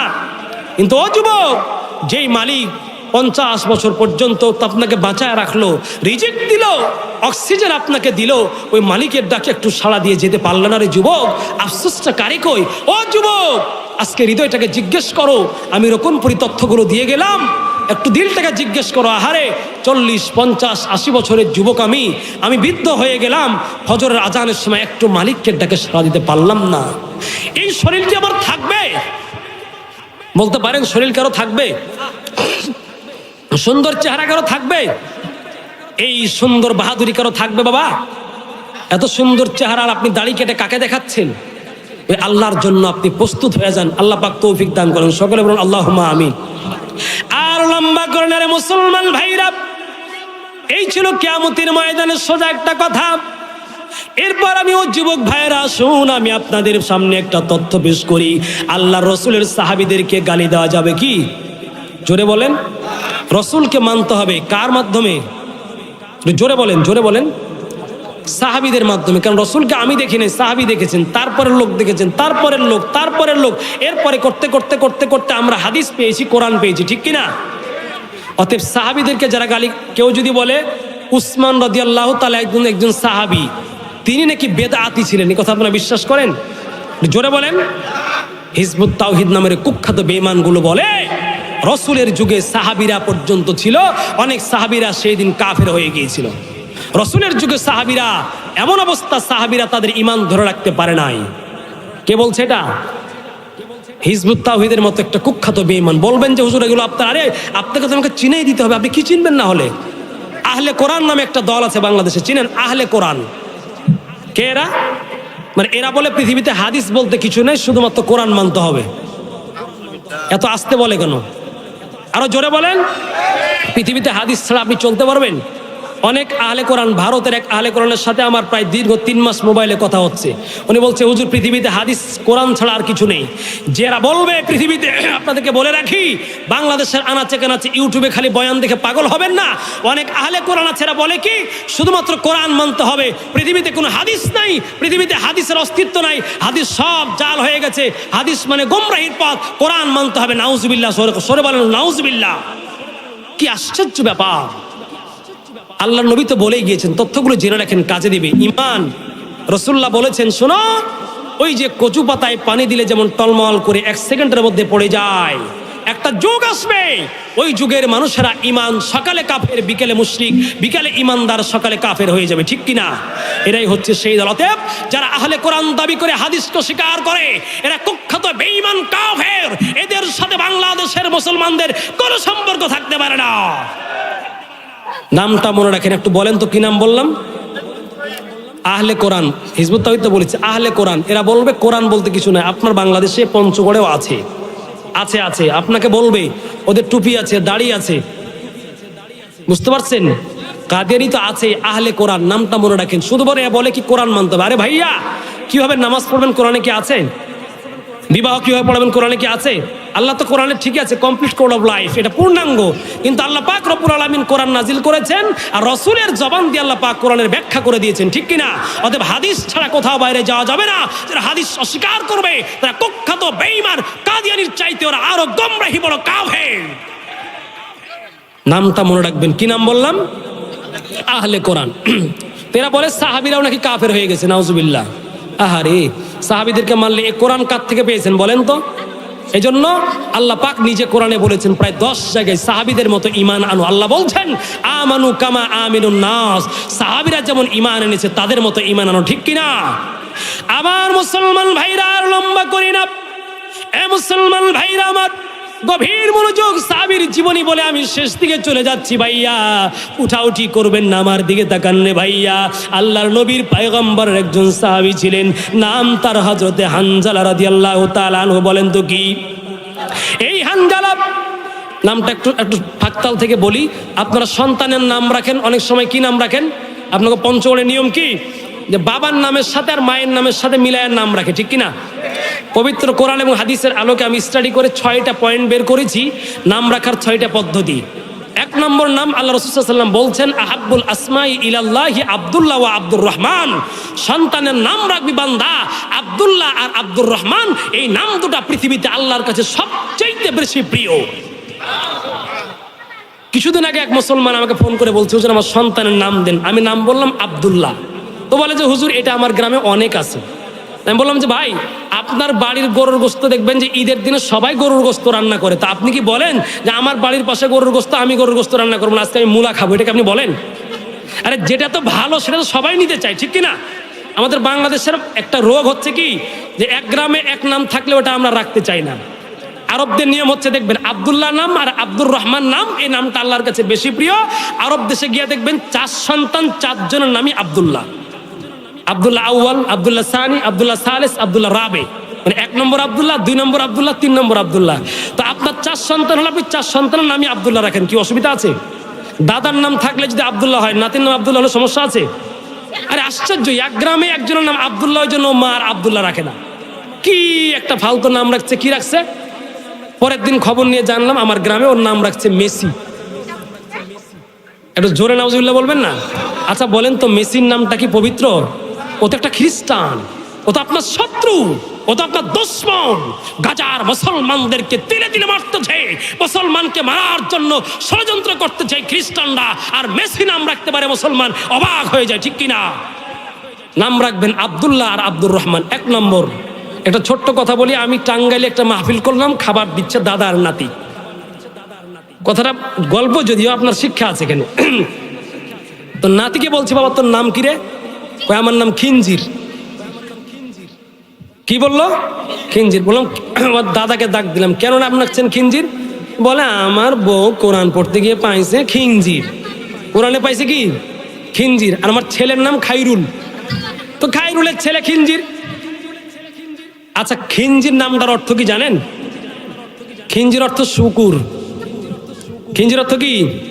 শুকুর। তো ও বলছে কেন হুজুর কোরআনে আছে, তো এতে রাখা যাবে না? আরে কোরআনে তো আবুল আহাবের নাম আছে, তো আবুল আহাব কি মুসলমান ছিল না কাফের ছিল? ও তো কোরআনে তো আল্লাহ খিঞ্জির নামটা আল্লাহ জানিয়ে দিয়েছে, লাহমাল খিঞ্জির। আরে খিঞ্জির শুকুরের গোস্ত খাওয়া হারাম, এটা আল্লাহ কোরআনে জানিয়ে দিয়েছে, তো এটাকে আল্লাহ নাম রাখতে বলেছে? তো বলছে আমার ছেলের নাম খাইরুল, আমার বউ কোরআন পড়তে পড়তে পাইছে লাহমাল খিঞ্জির, ওই খিঞ্জির কোরআনে পাইছি, আমি নাম রেখেছি আমার নাতির খিঞ্জির। বলছি বাবা তাড়াতাড়ি নামটা চেঞ্জ করেন, খিঞ্জির পাল্টে আব্দুল্লাহ রাখেন। না না না, আব্দুল্লাহ আমার গ্রামে অনেক আছে, খিঞ্জির কারো নাম নাই, এটাই থাকবে। ও যদি বলে এটাই থাকবে, আমার কিছু করার আছে? যা। অতএব ফাঁকতাল থেকে বললাম কি, নাম রাখবেন সন্তানদের এই যে 1 নম্বর আল্লাহর নামের সাথে মিলায়া, আব্দুল্লাহ, আব্দুর রহমান, আব্দুল সত্তার, আব্দুল কুদ্দুস, আব্দুর রহিম, এই নামগুলো আল্লাহর কাছে সবচেয়ে বেশি প্রিয়। 2 নম্বর থিওরি হচ্ছে হাদিসের আলোকে, তোমরা নাম রাখো তাসাম্মু বিআসমাইল আম্বিয়া, নবীদের নামের সাথে নাম রাখো। 3 নম্বর হলো সাহাবীদের নামের সাথে নাম রাখো, কারণ নবীদের নামগুলি চয়ন করেছে কে? জোরে বলেন, আল্লাহ। আর সাহাবীদের নামগুলিও চয়ন করেছে কে? আল্লাহ। অতএব বলছিলাম সাহাবী নবীদের নামের সাথে নাম মিলিয়ে রাখবেন, সাহাবীদের নামের সাথে নাম মিলিয়ে রাখবেন, বড় কোনো আলেমের নামে নাম মিলিয়ে রাখবেন, এগুলি মনে রাখবেন, এগুলি খুব দরকারি কথা, ঠিক কিনা? আমার ভাইরা, সাহাবীর নাম কি বললাম? হানজালা। এই হানজালা নামটা রাখতে পারবেন। আবু হুরায়রা রাখবেন, ইবনে আব্বাস, খোবাইব রাখবেন, চমৎকার নামে। অতএব সাহাবীদের নামে নাম রাখবেন। বলছিলাম এ মুসলমান ভাইরা, সাহাবীদের মতো জীবনটাকে কুরবান করে দাও। আল্লাহর নবী সাহাবীরা কি রাসূল সাল্লাল্লাহু আলাইহি ওয়াসাল্লামকে শেষ নবী বলে মানছে, নাকি তারপরে আরেকজন নবী দাবি করছে কেউ? জোরে বলেন। আপনারা পঞ্চগড়ের মানুষ, কথা আমি একটা বলে রাখি, আল্লাহর নবীর জিন্দেগিতে যত জিহাদ হয়েছে, এই জিহাদের জন্য যত মানুষ ইন্তেকাল করেছে, শহীদ হয়েছে, তার চাইতে বেশি শহীদ হয়েছে আল্লাহর নবীর ওই সময়তেই একজন ব্যক্তি মুসাইলামাতুল কাজ্জাব এমামা থেকে সে বলল, আমি হচ্ছি নবীর পরে, আমি মুহাম্মদ সাল্লাল্লাহু আলাইহি ওয়াসাল্লাম ইন্তেকাল করলে আমি হব নবী। ওই যে আল্লাহর নবীর জীবনে যত সাহাবী শাহাদাত বরণ করেছে, নবীর পরে নবী নাই, মুসাইলামাতুল কাজ্জাবকে হত্যা করে জাহান্নামে পাঠার জন্য, অর্থাৎ নবীজিকে শেষ নবী প্রমাণ করতে গিয়া সবচাইতে বেশি সাহাবীরা শাহাদাত বরণ করেছে। জানেন কি আপনি, পুরা ইসলামটাই নির্ভর করছে নবীর পরে নবী নাই এই কথার উপরে। বুঝতে পারছেন? অতএব কুখ্যাত কাদিয়ানি বেঈমানদের সাথে কোনো আতাত চলবে না। আপনার নির্বাচনী এলাকায় সামনে দেখবেন যারা গোপনে ষড়যন্ত্র করে কুখ্যাত বেঈমান কাদিয়ানিদের সাথে সম্পর্ক করে ভোট চায়, ওদেরকে আমরা নির্বাচিত করব না, ঠিক কিনা? আওয়াজ তুলতে হয় মুসলমানরা। সংসদে গিয়ে আমাদের প্রতিনিধি হয়ে আইন পাস করতে হবে। এ বাংলাদেশ কোনো খ্রিস্টানদের রাষ্ট্র নয়, কোরআনের মুসলমানদের রাষ্ট্র। আমার ট্যাক্সের টাকা দিয়ে প্রধানমন্ত্রীর জুতা কিনা হয়, আমার ট্যাক্সের টাকা দিয়ে প্রধানমন্ত্রীর ঘরের বিদ্যুৎ দেওয়া হয়, আমার প্রধান ট্যাক্সের টাকা দিয়ে পঞ্চগড়ের এমপির গাড়ি করে, আমার টাকা দিয়ে বাংলাদেশে কাদিয়ানীদেরকে কাফের ঘোষণা করতে সমস্যাটা কোথায়? আপনারা বলবেন হুজুর কি দরকারটা কাদিয়ানীকে কাফের ঘোষণা করা? অনেক দরকার, আমি আজকে আর বলতে পারলাম না। কেউ যদি চ্যালেঞ্জ করেন কি দরকারটা, এর লক্ষ্য প্রমাণ আমি এখানে দিতে পারবো ইনশাআল্লাহ। অতএব কোনো কম্প্রোমাইজ চলবে না। কাদিয়ানীদেরকে বাংলাদেশে রাষ্ট্রীয়ভাবে কাফের ঘোষণা করতেই হবে, কোনো ছাড় নাই। যারা করবে না তারাও তাদের দুলাভাই। কি বেশি কথা বললাম? জোরে বলেন। যেগুলো কথা বলছি মুখ থেকে যা বের হচ্ছে সব রেকর্ড হচ্ছে এবং সব কথার প্রমাণ আমার এখানে আছে ইনশাআল্লাহ। বলছিলাম ভাইয়া, এ ভাসাইনগরের মুসলমান ভাইরা, হযরতে হানজালা রাদিয়াল্লাহু তাআলা আনহু, এখন ডানে বামে দেখবেন না, আমার দিকে দেখবেন 10 মিনিট। হযরতে হানজালা রাদিয়াল্লাহু তাআলা আনহু নবীর খতমে নবুয়ত টিকিয়ে রাখার জন্য, নবুয়তের এই ধারা টিকিয়ে রাখার জন্য, ইসলাম টিকিয়ে রাখার জন্য, কোরআনুল কারীমের এই বাণীকে টিকিয়ে রাখার জন্য হযরতে হানজালা রাদিয়াল্লাহু তাআলা আনহু নতুন বিবাহ করেছে রে যুবক ভাইয়া। ও ভাই, আপনার বউয়ের চাইতে কোরআনকে ভালোবাসতে হবে, ঠিক কিনা? জোরে বলেন। হযরতে হানজালা রাদিয়াল্লাহু তাআলা আনহু সবেমাত্র ইসলাম গ্রহণ করেছেন, নতুন বিবাহ করেছেন, উহুদের যুদ্ধ শুরু হয়ে গেছে। হযরতে হানজালা রাদিয়াল্লাহু তাআলা আনহার বিবি বড় সুন্দরী যুবতী মানুষ। গভীর রাত্রি তারা বাসর রাত্রে তারা শয্যা সঙ্গিনী হয়েছে তার স্ত্রী। উহুদের ময়দানে নবীজির সাহাবী হযরতে হানজালা রাদিয়াল্লাহু তাআলা আনহু নবী বিবাহ পড়িয়েছেন গত রাত্রে হযরতে হানজালা রাদিয়াল্লাহু তাআলা আনহু আজকে বাসরের রাত্রে রাত যাপন করবেন। বাসর রাত্রে রাত যাপন করা শুরু করেছেন। গভীর রাত, এ ভাসাইনগর মুসলমান যুবক ভাইরা আমার, এরা পদ্মার আলের মা। এই বাংলাদেশি মুসলমানরা কাদিয়ানীদেরকে কাফের ঘোষণা করতে রে যুবক, বাসর রাত্রে যদি ডাক দেয় ওলামায়ে কেরাম আসো, আজকে মিটিং করতে হবে, মিছিল করতে হবে, রক্ত দিতে হবে, এই পঞ্চগড়ে কাদিয়ানীদেরকে কাফের ঘোষণা করতে হবে। হানজালা রাদিয়াল্লাহু তাআলা আনহুর মতো এ যুবক, ওই বউকে ছেড়ে যদি ময়দানে ঝাঁপায়া পড়ো, রক্ত দাও, আলেমদের সাথে থাকো। হানজালা যেমন জান্নাতে চলে গেছে, গ্যারান্টি দিয়ে বললাম, কোরআনের জন্য যদি জীবন দাও, প্রয়োজনে বাসর রাত ত্যাগ করবো রে যুবক। তারপরও যারা রক্ত দিবেন, আল্লাহর পয়গম্বর বলেন ওদেরকে হানজালার সাথে আল্লাহ জান্নাতে নিবেন। এজন্য প্রস্তুত আছেন তো আপনারা? জোরে বলেন, হাত তুলে দেখান তো আল্লাহকে নারায়ে তাকবীর। কোরআনুল কারীমের বিরুদ্ধে কোনো আইন পাস হলে মুসলমান মানতে পারে? কোরআনের বিরুদ্ধে কেউ বিষদগার করলে মুসলমান মানতে পারে? সম্মানিত ভাইরা আমার, বলে যাচ্ছি, ইসকন নামে এক কুখ্যাত বেঈমান সংগঠন, নাম শুনেছেন না? শুনেছেন না?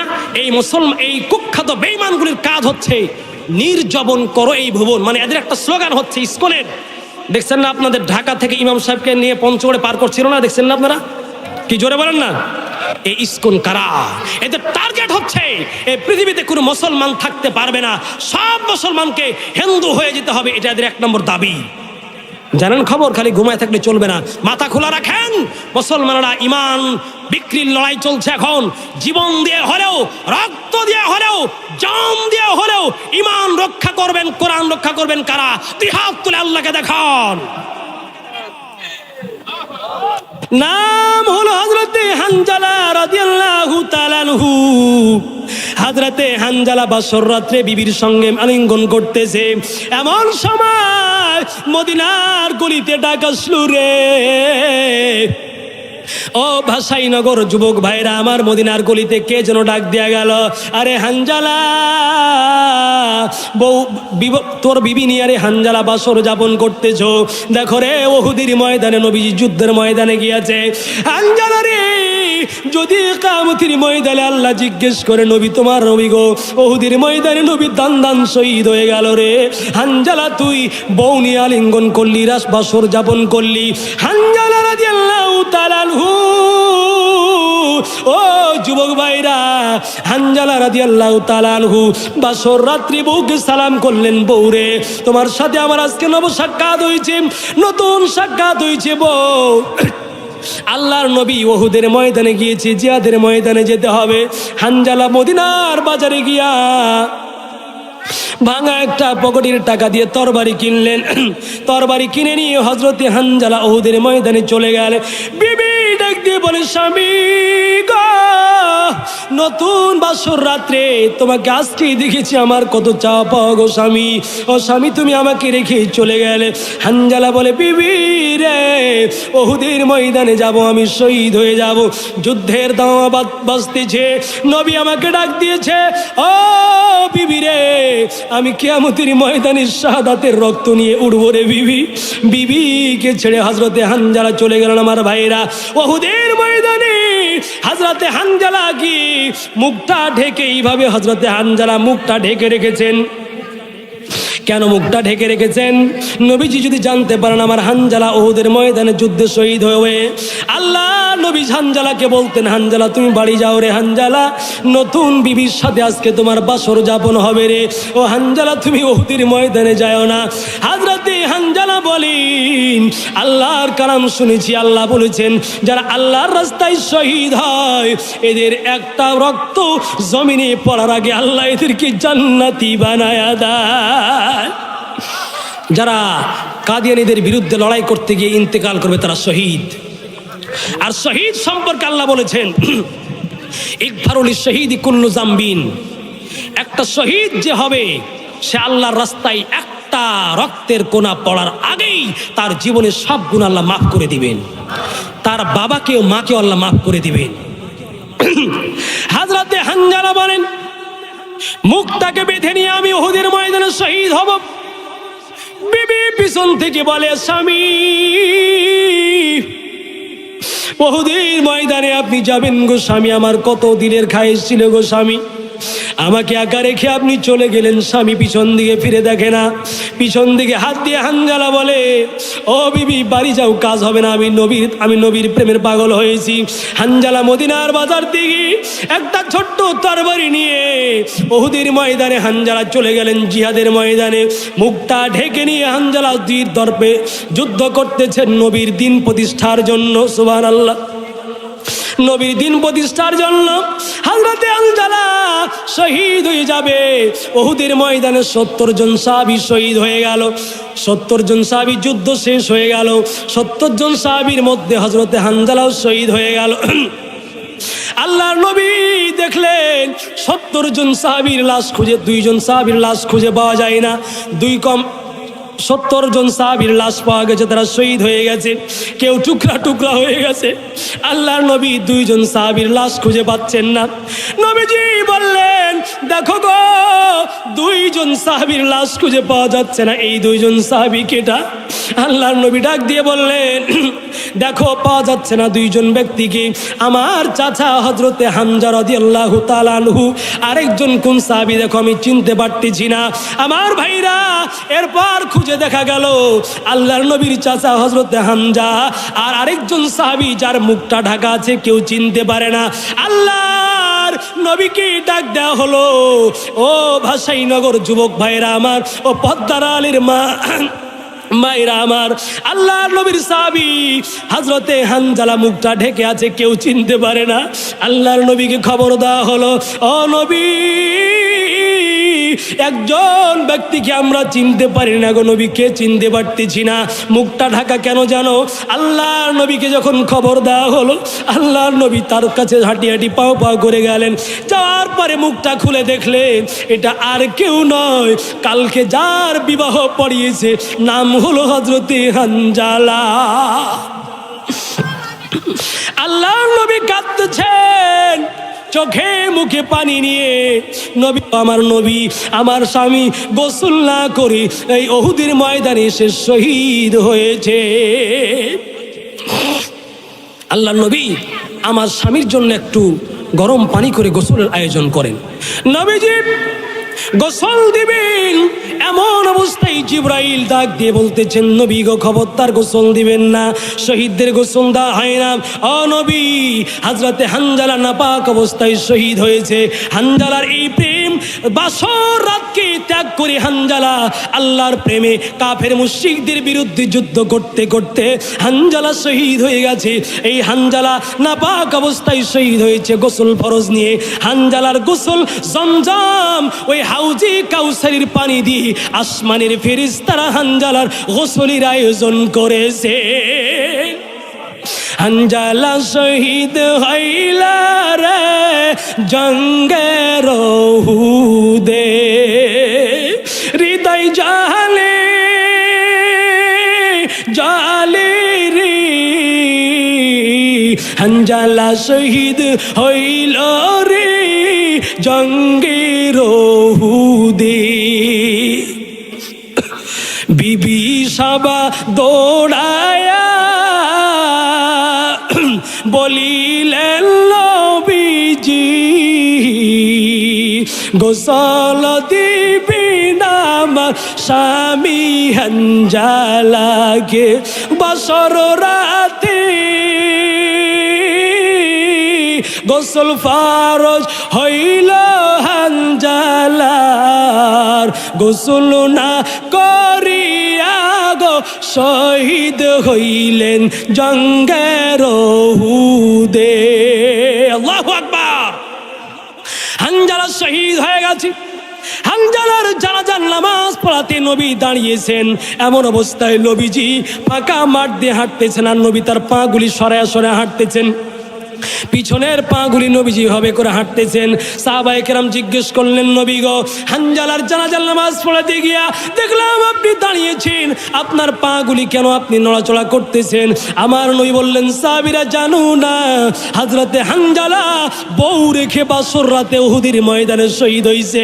এত পরিমাণ আল্লাহ খুশি হইছে, আল্লাহর জান্নাতের ফেরেশতারা হানজালার জানাজা পড়ার জন্য মাঠে উপস্থিত হইছে। এই ছিল সাহাবীদের জীবন। ভাইরা আমার, এই সাহাবীরা কোরআন রেখেছেন কার কাছে? আমাদের কাছে, ঠিক কিনা বলেন তো বাবাজি? আমার ভাইরা, ছোট্ট একটা তথ্য পেশ করে আমি শেষ করে দেবো। রাত্রি গভীর হয়ে গেছে, কি চলবে কিছুক্ষণ? চলবে কিছুক্ষণ। ওই সাহাবীদের মতো আপনি উহুদের যুদ্ধ আর আসবে না, কিন্তু মাদ্রাসা প্রতিষ্ঠার যে একটা কাজ, এটা আছে কিনা ভাই? আল্লাহর পৃথিবীতে মসজিদ মাদ্রাসাকে আপনারা ভালোবাসেন তো? জোরে বলেন। দেখবেন যারা চোখ রাঙায় কথা বলে, হুজুররা আর কি করে, এই ভিক্ষা করে খায়, কালেকশন করে খায়, কথাটা কি ঠিক? একটা তথ্য আমি পেশ করি, কেউ মাইন্ড করবেন না। বাবাজি দেখেন তো, যারা সরকারি চাকরি করে এদের বেতনটা কোথা থেকে দেওয়া হয়? জোরে বলেন। সরকারি ফান্ড থেকে না? আমি উত্তর তার দিচ্ছি। আজকে কিছু যারা সুশীল সমাজ আছে তারা বলে কি, মাদ্রাসায় দিয়ে আর কি হবে, শুধু ভিক্ষা করা শিখে, ঠিক কিনা? বলে কি না? আল্লাহর রাস্তায় ভাত ধরি পাও ধরি এ কথা বলবেন না। এই কথাটা হচ্ছে মক্কার আবু জেহেলের কথা, ঠিক কিনা? ওই আবু জেহেলের কথাই বলছে। কি এগুলো? সাহাবীরা কি টাকনুর নিচে কাপড় পরে না, কি করে এগুলো? শুধু খালি কোরআন পড়ে রসুলের পিছনে ঘুরে। এটা ভ্রান্ত কথা। দেখেন, এটা মনে রাখবেন, একটা শিক্ষক যারা আছে, সরকারি চাকরি যারা করে, এদের বেতন সরকারি ফান্ড থেকে দেওয়া হয়, ঠিক কিনা? সরকার কি বাংলাদেশ ব্যাংকের টাকা বানায় নাকি আমার আপনার টাকা? আপনি একটা টুপি, এই টিস্যুটা কিনছেন, এখান থেকে 10 টাকা ভ্যাট গিয়ে জমা হচ্ছে সরকারি খাতে, ঠিক কিনা? মোবাইলটা কিনছেন, 1000 টাকা আপনার সরকারি ভ্যাট দিয়ে ওখানে জমা হচ্ছে, ঠিক কিনা? এমনও আছে, রমজান মাসে আপনারা খেজুর কিনেন না? 1 কেজি খেজুরের দাম সর্বোচ্চ 200 টাকা, সরকারি ভ্যাট লাগে 100 টাকা, 300 টাকা দিয়ে কিনেন। এই যে সরকারি 100 টাকা ভ্যাট আপনারা দিলেন, এটা কি জেনে খুশি হয়ে দিলেন না অখুশি হয়ে দিলেন? বলেন তো, জোরে বলবেন না কি? আরে এটা আপনারা কি জানলে কি দিতেন? কেউ যদি খেজুর বিক্রেতা যদি বলে, ভাই 200 টাকার দাম, 100 টাকা সরকারি ভ্যাট, আপনি কিনতে রাজি হবেন? ওখানে মারামারি লাগাবেন। তো এই যে আপনার কাছে জোরপূর্বক শোষণ করে না বলে আপনার ট্যাক্সের টাকা, গাড়ির ট্যাক্সের টাকা, বাড়ির ট্যাক্সের টাকা, সব কিছু আপনার থেকে জোর করে সরকারি খাতে জমা হয়, ওই টাকা দিয়ে সরকারি school, college, varsity, police, BDR সবার বেতন দেওয়া হয়, ঠিক কিনা? তো এটা কি আপনি খুশি হয়ে দিলেন না বেজার হয়ে দিলেন? কালেকশন এটা সব জায়গায় আছে। আপনাদের বাড়িতে এসে ট্যাক্সের টাকা নিয়ে যায় না? এটা আপনারা দেখেন, এই যে বিদ্যুৎ বিল দেখবেন না, ওখানে ভ্যাট লেখা আছে না? এটা সব দেখবেন একটা খাত, একটা ফান্ড গিয়ে সরকারি খাতে জমা হয়। তো এই যে বিদ্যুৎ বিলের যে ভ্যাট আপনার চার্জ আপনারা দিচ্ছেন, খুশি হয়ে না, রাগ করে দিচ্ছেন, অসন্তুষ্টি হয়ে যাচ্ছেন, কালেকশন না করলে বাংলাদেশ সরকারও চলতে পারবে না, ঠিক কিনা? অতএব আর পার্থক্য হচ্ছে কি, আপনারা মাদ্রাসায় মসজিদে যা দেন তা কি জোরপূর্বক দেন নাকি হৃদয়ের আগ্রহে স্বাচ্ছন্দ্যে দেন, বলেন তো ভাই? তাহলে এবার বলুন তো, হুজুররা কি পরখাওয়া হলো, হুজুররা কি ভিক্ষা করনেওয়ালা হলো, নাকি আপনি ভালোবেসে হুজুরকে দেন আর সরকারি খাদে আপনি বাধ্য হয়ে দেন, ঠিক কিনা? অতএব যারা বলবে মাদ্রাসায় পড়ে ভিক্ষা করে, আরে আপনার তো উচিত ছিল আপনার যাকাতের টাকা আপনি নিজে গিয়ে মাদ্রাসায় দিবেন। আপনার ধান হচ্ছে, এই যে ধান হচ্ছে না, আপনার অসুরের ধান আপনি মাদ্রাসায় পৌঁছাতে বাধ্য। হুজুররা তো আপনাকে সহযোগিতা করে, আপনার বাড়িতে বাড়িতে ঘুরে ঘুরে কালেকশন করে আপনাকে জাহান্নাম থেকে বাঁচায়, ঠিক কিনা? অতএব এটা কখনো আঙ্গুল বেকা আঙ্গুল চোখে দেখবেন না যে মাদ্রাসায় কালেকশন করে ভিক্ষা করে, না না না। ওই হুজুর কালেকশন করতে আপনার বাড়িতে যায়, জোর করে আপনার গায়ে হাত দিয়ে দুলাভাই বলে, চাচা বলে, নানা বলে আপনার থেকে ধান নিয়ে আসেন, আর বিনিময়ে আপনি জান্নাতের পথে এগিয়ে যান, ঠিক কিনা? ওই জন্য হুজুর আপনার থেকে জোর করে নিলে খুশি হবেন, ঠিক কিনা? আমার ভাইরা আর লম্বা করে না, এই যে বসতে হবে তো ভাইয়া, আর লম্বা করে না মুসলমান ভাইরা আমার, তথ্য একটা পেশ করে আমি চলে যাব। ইবনে সুনানে আবি দাউদ একটা হাদিসের কিতাব আছে, 3641 নম্বর হাদিস। আল্লাহর পয়গম্বর বলেন, ওয়ান কাসির ইবনে কাইসিন, সুনানে আবি দাউদ 3141 নম্বর হাদিস। হযরত কাসির ইবনে কাইসিন, ওয়ান কাসির ইবনে কাইসিন রাদিয়াল্লাহু তাআলা আনহু, কাসির ইবনে কাইস বলেন, কুনতু জালিসান মা আবি দারদা ফি মসজিদি দিমাশক। মদিনা থেকে দামেস্কের দূরত্ব হলো প্রায় ১৫০০ কিলোমিটার। ওই ১৫০০ কিলোমিটার দূর সফর করে হযরতে কায়েস বলেন, আমি মসজিদে দামেস্কের মসজিদে আমি বসে আছি। ফাকুনতু জালিসান ফাজা রাজুলুন ইলান নবী সাল্লাল্লাহু আলাইহি সাল্লাম, ফাজা রাজুলুন, একজন ব্যক্তি আসলো হযরতে আবি দারদার কাছে, ইলা আবি দারদাই, আবি দারদার কাছে একজন ব্যক্তি আসলো। বুঝাচ্ছি মাদ্রাসা আপনি সম্পদ দিতে বাধ্য কেন, মাদ্রাসায় দিলে খুশি হবেন কেন? হযরতে আবু দারদা কৃষি ১৫০০ কিলোমিটার পায়ে পথ হেঁটে এসে একটা হাদিস শোনার জন্য ১৫০০ কিলোমিটার পায়ে হেঁটে গেলেন। এই হচ্ছে সাহাবী। ওই ১৫০০ কিলোমিটার পায়ে হেঁটে যে আপনি চিন্তা করছেন, বাংলাদেশের এক প্রান্ত থেকে এক প্রান্ত ১৫০০ কিলোমিটার না, ওই ১৫০০ কিলোমিটার পায়ে হেঁটে মদিনার থেকে দামেস্কের মসজিদে গেলেন একটা হাদিস শ্রবণ করার জন্য। হযরত আবু দারদাকে গিয়ে বললেন, আবু দারদারি ফাইনলি বালাগানি আন্নাকা তুহাদ্দিসুহু আন রাসূলিল্লাহি সাল্লাল্লাহু আলাইহি ওয়াসাল্লাম। ও আবু দারদা, আমি শুনেছি নবী থেকে তুমি একটা হাদিস বর্ণনা করেছো, হাদিসটা কেউ শুনে নাই, আমি তোমার থেকে শুনতে চাই। ১৫০০ কিলোমিটার দূর থেকে এসেছি, মা জিতুলি হাজাতিন, আমি অন্য কোনো প্রয়োজনে আসি নাই। একজন ব্যক্তি কাকে বলছে? হযরত আবু দারদাকে বলছেন। আবু দারদা বললেন, এবং গভীর মনোযোগ আমার দিকে তাকান। হযরত আবু দারদা বললেন, ফাইনলি সামিতু রাসূলুল্লাহি সাল্লাল্লাহু আলাইহি ওয়াসাল্লাম, আমি আল্লাহ নবীকে বলতে শুনেছি, মান সালাকা তরিকান ইয়াতলু ফিহি ইলমান সাহালাল্লাহু বি তরিকাম মিন তুরুকিল জান্নাহ, যে একটা কোরআনুল কারীমের একটু ইলম শিখতে যায়, আল্লাহ পাক তার জান্নাতের পথে আল্লাহ পাক তাকে আগায়া দেন। এই যে আপনারা এখানে আসছেন শিখতে, না? জোরে বলেন না ভাইয়া। কালকে সকালে প্রতিদিন মাদ্রাসার হুজুরের সাথে একটু যাবেন একটা মাসআলা শিখতে, তাহলে আল্লাহ রসুল বলছেন তাহলে তার জান্নাতের পথ। ওই যে আপনি পায়ে হেঁটে মাদ্রাসায় গিয়ে একটা হাদিস বা একটা মাসআলা শিখতে যাবেন, আপনি জানলেও হুজুরের কাছে গিয়ে শিখবেন, হুজুরের ছাত্র হবেন।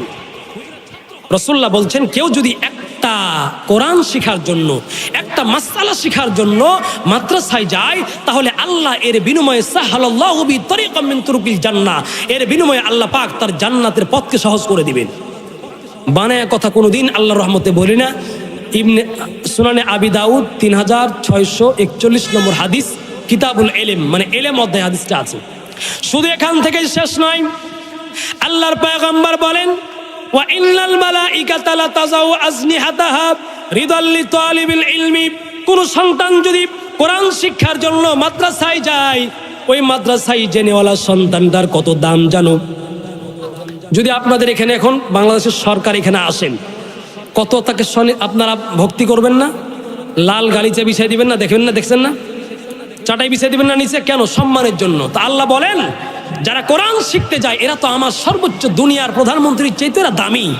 তো এরা যখন কোরআন শিখতে মাদ্রাসায় যায়, বা আপনিও কালকে সকালবেলা যাবেন, আমল করবেন, সপ্তাহে একবার হুজুরের কাছে যাবেন, বলবেন হুজুর আমি সূরা ফাতিহাটা ভালোভাবে পড়তে পারেন, আমাকে শুদ্ধ করে শিখাই দিন। এই যে শুধু শিখতে আপনি একটু যাবেন। আল্লাহর পয়গম্বর বলেন বৃদ্ধ হোক কেউ যদি কোরআন শিক্ষার জন্য মাদ্রাসায় যায়, আল্লাহর পয়গম্বর বলেন ওয়া ইন্নাল মালাইকাতা লা তাজাউ আজনিহাতাহা রিদাল লিতালিবিল ইলমি, কেউ যদি মাদ্রাসায় একটা কোরআনের আয়াত পড়তে যায়, আল্লাহ পাক ফেরেশতাদেরকে বলে বান্দা আমার ওই বান্দা একটা আয়াত শিখতে মাদ্রাসায় যাচ্ছে, রহমতের ফেরেশতারা খুশি হয়া ওই বান্দার পায়ের নিচে তাদের রহমতের ডানাগুলি বিছায়া দেয়। কি এটা চান? একটু জোরে বলেন, এটা চান কি আপনারা? কারা কারা চান? একটু দুই হাত তুলে আল্লাহকে দেখান। নারে তাকবীর। প্রতিদিন সপ্তাহে একবার এই মাদ্রাসার বড় হুজুর আছেন না, তার কাছে যাবেন। এই যে আপনি প্রতিদিন একবার করে যাবেন, কিয়ামতের মাঠে আপনাকে যদি আল্লাহ কোরআনের ছাত্র বলে ডাক দেয়, তাহলে আল্লাহ পাক আপনার জীবনের গুনাহ মাফ করে দিবেন। আল্লাহর পয়গম্বর বলেন ওয়া ইন্নাল আলিমা ইস্তাগফিরু লাহু মান ফিস সামাওয়াতি ওয়াল আরদি। আপনারা আপনাদের এলাকার আলেমদেরকে সম্মান করেন তো? করবেন। আল্লাহ পাক বলে বান্দারে শোনো, এই আসমান জমিনের মধ্যে যত কীট পতঙ্গ রয়েছে, বিষাক্ত সাপ রয়েছে, জঙ্গলের বাঘ রয়েছে, এই জঙ্গলের বাঘগুলি প্রতিদিন আস্তাগফিরু লাহু মান ফিস সামাওয়াতি ওয়াল আরদি, ওই জঙ্গলের বাঘটা পর্যন্ত হাত তুলে দোয়া করে আল্লাহ ওই তারাইল নগর, ওই ভাষাই নগর মাদ্রাসার যে হুজুররা আছে, আল্লাহ ওই হুজুরের জীবনের গুনাহ তুই মাফ করে দাও। কে দোয়া করে? আরে জঙ্গলে গর্তের পিপিলিকাও বলে সমুদ্রে মাছ, আপনি মাছকে পুকুরে বড় করেন ফিট খাওয়ায়া, ওই মাছ পর্যন্ত দোয়া করে আল্লাহ মাদ্রাসার হুজুরগুলি তুমি জীবনের গুনাহ মাফ করে দাও। খবরদার ওই হুজুরদের সাথে কোনো বেয়াদবি করবেন না। আপনাদের এলাকায় আমরা দেখেছি ইমাম সাহেবদের বেতন খুবই কম। একটা মাস্টার সাহেবের বেতন হচ্ছে 30,000 টাকা, একটা ইমাম সাহেবের বেতন মাত্র 5-10 হাজার টাকা। তারপরে হুজুর একটু ঝাড়ু না হলে এই সেই বলেন, ঠিক কিনা বলে না? রাগ করলেন নাকি? ইমাম সাহেব কোশ্চেন কেন বেয়াদবি করবেন না? কারণ ইমাম সাহেব যেই জায়গায় দাঁড়ায় নামাজ পড়ায় সেই জায়গাটা হচ্ছে আল্লাহর রসুলের জায়গা, ঠিক কিনা? ইমাম সাহেবের কত সম্মান। নামাজের মধ্যে আপনি দাঁড়াবেন, ইমাম সাহেবের আগে যদি আপনি রুকু থেকে উঠেন, দেখেন ইমাম সাহেবের আগে যদি আপনি রুকু থেকে উঠেন, আল্লাহর নবী বলছেন ওই মাথাটাকে আল্লাহ কিয়ামতের মাঠে গাধার মাথা বানিয়ে দিবে। তাহলে কত একজন ইমামের দাম। ইমামের আগে যদি আপনি রুকু থেকে দাঁড়িয়ে যান, আপনার নামাজই বাতিল হয়ে যায়। ইমামের অনুমতি ছাড়া আপনি নামাজ থেকে বের হতে পারেন না। অসহায় পঞ্চগড়ে আমি দেখেছি এক সপ্তাহ জুমার নামাজ পড়ে মাত্র 1,000 টাকা, তারপরও নানান রকম কথাবার্তা, ঠিক কিনা? এটা করবেন না, ইমামকে ভালোবাসবেন। আল্লাহর পয়গম্বর বলেন কেন ভালোবাসবি? ইমাম যদি একটু তাহাজ্জুদের নামাজ পড়ে আল্লাহর কাছে কাঁদে, তার সাথে ফেরেশতারা থাকে, মুসল্লি তোর পক্ষে যদি ইমাম সাহেব দোয়া করে, এই দোয়ার বিনিময়ে তুই কিন্তু জগতের আর কোথাও ঠেকবি না, ঠিক কিনা? আর যদি ইমাম সাহেব তোমার বিরুদ্ধে চলে যায়, দেখবে এই বাংলাদেশে দেখবেন 17 বছর জেল জরিমানা দিয়ে আজকে ফাঁসির রায় হয়েছে, ঠিক কিনা? এটার 1 নম্বর কারণ হচ্ছে বাংলাদেশের শত সহস্র নিরীহ আলেমদেরকে, মাওলানা মামুনুল হকের মতো একজন নিরীহ আলেমকে, আল্লাহর ওলিকে জেলে দিয়ে টর্চারিং করেছে। চোখের পানি জেলখানায় গিয়ে আলেমরা তাহাজ্জুদের নামাজ পড়ে আল্লাহর কাছে ফরিয়াদ করেছে, যেই পুলিশ তোমাকে সাপোর্ট করেছে ওই পুলিশ আজকে তোমাকে ফাঁসি দেওয়ার জন্য প্রস্তুত, ঠিক কিনা? এটাই হচ্ছে ক্ষমতার বাহাদুরি করবেন না। এটার একটা বড় কারণ কি জানেন? কত আলেম আমি শুনেছি, আমি তো জেলে যাই নাই, কত আলেম আমার ওস্তাদরা বলেছে বাবারে জেলখানায় গিয়ে উজু করা পানিও পাই নাই, বাথরুমে গিয়ে নামাজ পড়েছি পালায়া পালায়া, এমন টয়লেট আমাদেরকে রাখতে দিয়েছে। কি অপরাধ ছিল? কুখ্যাত বেঈমান ভারতের পিচাস, ভারতের কসাই মোদী সরকারকে বাংলাদেশে আসতে না দেওয়ার জন্য মাওলানা মামুনুল হককে জেলে গ্রেফতার করা হয়েছিল, ঠিক কিনা? অথচ বাংলার আলেম কিন্তু দেশকে কম ভালোবাসে না। মনে রাখবেন, আবার যদি দেশকে কেউ ছ মেরে ইন্ডিয়ার দালালরা যদি আবার দেশকে নিয়ে যেতে চায়, দেখবেন আবার রক্ত দিবে বাংলার হুজুররা আগে। এটা মনে রাখবেন। কিন্তু বাংলাদেশকে আমরা ভালোবাসি, মায়ের চাইতে ভালোবাসি, কারণ I love my country, I love my land. এটা আমাদের ইসলামের শিক্ষা। মাতৃভূমিকে ভালোবাসা এটা আমাদের ইমানে, এটা আমরা পছন্দ করি, এটা ইবাদত। আল্লাহর নবী মক্কা মদিনাকে প্রাণ ভরে ভালোবেসেছে, অতএব আলেমদের বাইরে যাবেন না। আমার ভাইরা, আমি জরিপ পেশ করে শেষ করছি। আল্লাহর পয়গম্বর বলে, বান্দারে শোনো, একজন মাদ্রাসার ছাত্র, সুনানে ইবনে মাজাহ হাদিস নম্বর, সুনানে তিরমিজি 2905 নম্বর হাদিস, ভালো করে শুনবেন। আল্লাহর পয়গম্বর বলেন, মান ক্বারা আল কুরআন ফাহাল্লা হালালাহু ওয়া হাররামা হারামাহু। আল্লাহর পয়গম্বর বলেন, একটা কোরআনুল কারীমের সন্তান যদি কোরআনের হাফেজ হয়, কি হয়? কোরআনের হাফেজ হয়, মাদ্রাসায় পড়ি, ওই মাদ্রাসায় পড়নেওয়ালা সন্তান কি কিয়ামতের মাঠে আল্লাহ বলবেন, বান্দারে যা যা, তোর বংশের মধ্য থেকে আমি আল্লাহ আজকে 10 জনকে জাহান্নাম থেকে বাঁচায় জান্নাতে নেওয়ার শক্তি দিলাম। আপনি মাদ্রাসাকে ভালোবাসবেন। কি করবেন ভাই? মাদ্রাসাকে ভালোবাসবেন। আর আপনারা দেখলেন তো কিছুক্ষণ আগে, এই মাদ্রাসার ছাত্র শুধু বাংলাদেশের হুজুররা শুধু বাংলা পড়ায় না, আরবি পড়ায় না, ইংরেজি, আমরা ইংরেজি, উর্দু, ফার্সি, বাংলা, আরবি, এই 6 ভাষার পণ্ডিত হয় বাংলাদেশের যারা কওমি মাদ্রাসার হুজুর। তারা জানেন কি খবর? এ বাংলাদেশে আমাদের যারা কওমি মাদ্রাসায় লেখাপড়া করেছে, আমরা উর্দু পারি অনার্গল, আরবিতে টর্চারি আপনার কথা বলতে পারি অনার্গল, ইংরেজিতে পারি, উর্দুতে পারি, ফার্সিতেও পারি আলহামদুলিল্লাহ। অতএব ভাষার পণ্ডিত বানাইতে চান, মাদ্রাসায় পড়ান। ইতিহাসের পণ্ডিত বানাতে চান, আদব আলা সন্তান বানাতে চান, জানাজার নামাজ পড়ে আপনার সন্তান আপনাকে দাফন করে আল্লাহর কাছে কাঁদবে, এটা বানাতে চান, ইনশাআল্লাহ আল্লাহ খুশি হয়ে যাবে। সুবহানাল্লাহ। আপনার সন্তানকে আপনি ইঞ্জিনিয়ার বানান, ডক্টর বানান। প্রথমে নুরানি মাদ্রাসা না এটা, প্রথমে নুরানি মাদ্রাসা শিখান, বাংলা, ইংরেজি বিশেষ করে, ইংরেজির কোনো অভাব নেই। আপনার ছেলে 3 বছর পড়লে দেখবেন ইনশাআল্লাহ অনার্গল ইংরেজিতে কথা বলবে। অতএব 3 বছর আপনি পড়ে আপনি ভার্সিটিতে নিয়ে যান, প্রাইমারিতে নিয়ে যান, হাই স্কুলে নিয়ে যান, এটা আল্লাহর রাস্তায় করবেন। কারণ আল্লাহর পয়গম্বর বলেন, এই যে সন্তান যাকে তুমি কোরআন শিক্ষা দাও নাই, এই সন্তান কিয়ামতের ময়দানে আল্লাহর কাছে বলবে, বাবা ও আল্লাহ, আমার বাবাকে প্রতিদিন সকালে প্রাইভেট পড়তে নিয়ে গেছে, ইংলিশ মিডিয়ামে নিয়ে গেছে, প্রথমে আল্লাহ তোমার কোরআন শিখাই নাই, আমার বাবাকে নিয়ে আজকে আমি জাহান্নামে চলে যাব। আল্লাহ বলছেন, নাজআলহুমা তাহতা আকদামিনা লিয়াকুনা মিনাল আসফালিন। এই জন্য জাহান্নাম থেকে বাঁচতে হলে আপনার সন্তানকে নুরানি পড়াতেই হবে। নুরানি পড়া ছাড়া আর কোরআন শিক্ষা ছাড়া আপনার সন্তানকে নিয়ে কিয়ামতের মাঠে আপনি বাঁচতে পারবেন না। এ ভাইয়া, আপনার সন্তান যদি একটা বড় ইঞ্জিনিয়ার হয়, ইঞ্জিনিয়ার হওয়ার পরে যদি আপনার সন্তানটা, আজকে মাইকে ঘোষণা হবে, ওই ভাসাইনগর গ্রামের অমুক মারা গেছে, আজকে জানাজা পড়াবে, তার ছেলে একজন ইঞ্জিনিয়ার, কি খারাপ হয়ে যাবে? বলেন তো বাবা, খারাপ হয়ে যাবে? বাবাকে সালাম দেয় না, ইংলিশ মিডিয়ামে পড়ে আসে। যে বাংলাদেশে পৃথিবীতে 2টা জঘন্য জরিপ হয়েছে, কি একজন বাংলাদেশের নারী, বাংলাদেশের সন্তান, বাবা খুব কষ্ট করে ইংলিশ মিডিয়ামে ফ্রান্সে মেয়েকে পড়িয়েছে। এই কিছুদিন হলো ওই মেয়ে ইংলিশ মিডিয়ামে পড়ে এসে পৃথিবীতে 2টা জঘন্য বর্বর কাজ হয়েছে পৃথিবীতে, একটা হলো ভারত, একটা বাংলাদেশে। ওই নারী ইংলিশ মিডিয়ামে পড়ে এসে বাবার নামে মামলা করেছে, আমার অনুমতি ছাড়া আমার বাবা আমাকে জন্ম দিল কেন? কত বড় কষ্টকর কথা এটা! কে? ওই ইংলিশ মিডিয়ামে পড়া আসা নারী, কিছুদিন আগে নেট জগতে ভাইরাল হয়েছিল।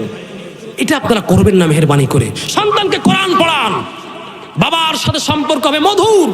আরে সন্তানকে এটা শিখান, আল জান্নাতু তাহতা আকদামিল উম্মাহাত, সন্তানকে শিখান। আজকে বড় বড় কোটিপতি সন্তানরা বৃদ্ধাশ্রমে যাচ্ছে, বাবারা কেন? বৃদ্ধাশ্রম থেকে বলছে, বাবা লাইভে এসে বলছে, আমার মতো কেউ বোকামি কাজ করবেন না, সন্তানকে পুলিশ বানিয়েছি, ইঞ্জিনিয়ার বানিয়েছি, MBBS FCPS ডাক্তার বানিয়েছি, কিন্তু কোরআন শিক্ষা না দেওয়ার কারণে বেটার বেও আজকে আমাকে বৃদ্ধাশ্রমে রেখে গেছে, নাউজুবিল্লাহ। ওই জন্য বৃদ্ধাশ্রম থেকে বাঁচতে হলে সন্তানকে কোরআন দেন, কারণ কোরআনে আল্লাহ বলেছে, বাবা খবরদার সন্তান, বাবা মায়ের পায়ের নিচে তোমার জান্নাত রয়েছে। সুবহানাল্লাহ। অতএব সন্তানকে কোরআন শিখাবেন তো? কারা কারা শিখাবেন একটু হাত তুলে আল্লাহকে দেখান। নারে তাকবীর। আল্লাহ সকলের সন্তানকে তুমি কোরআনওয়ালা বানায় দিও।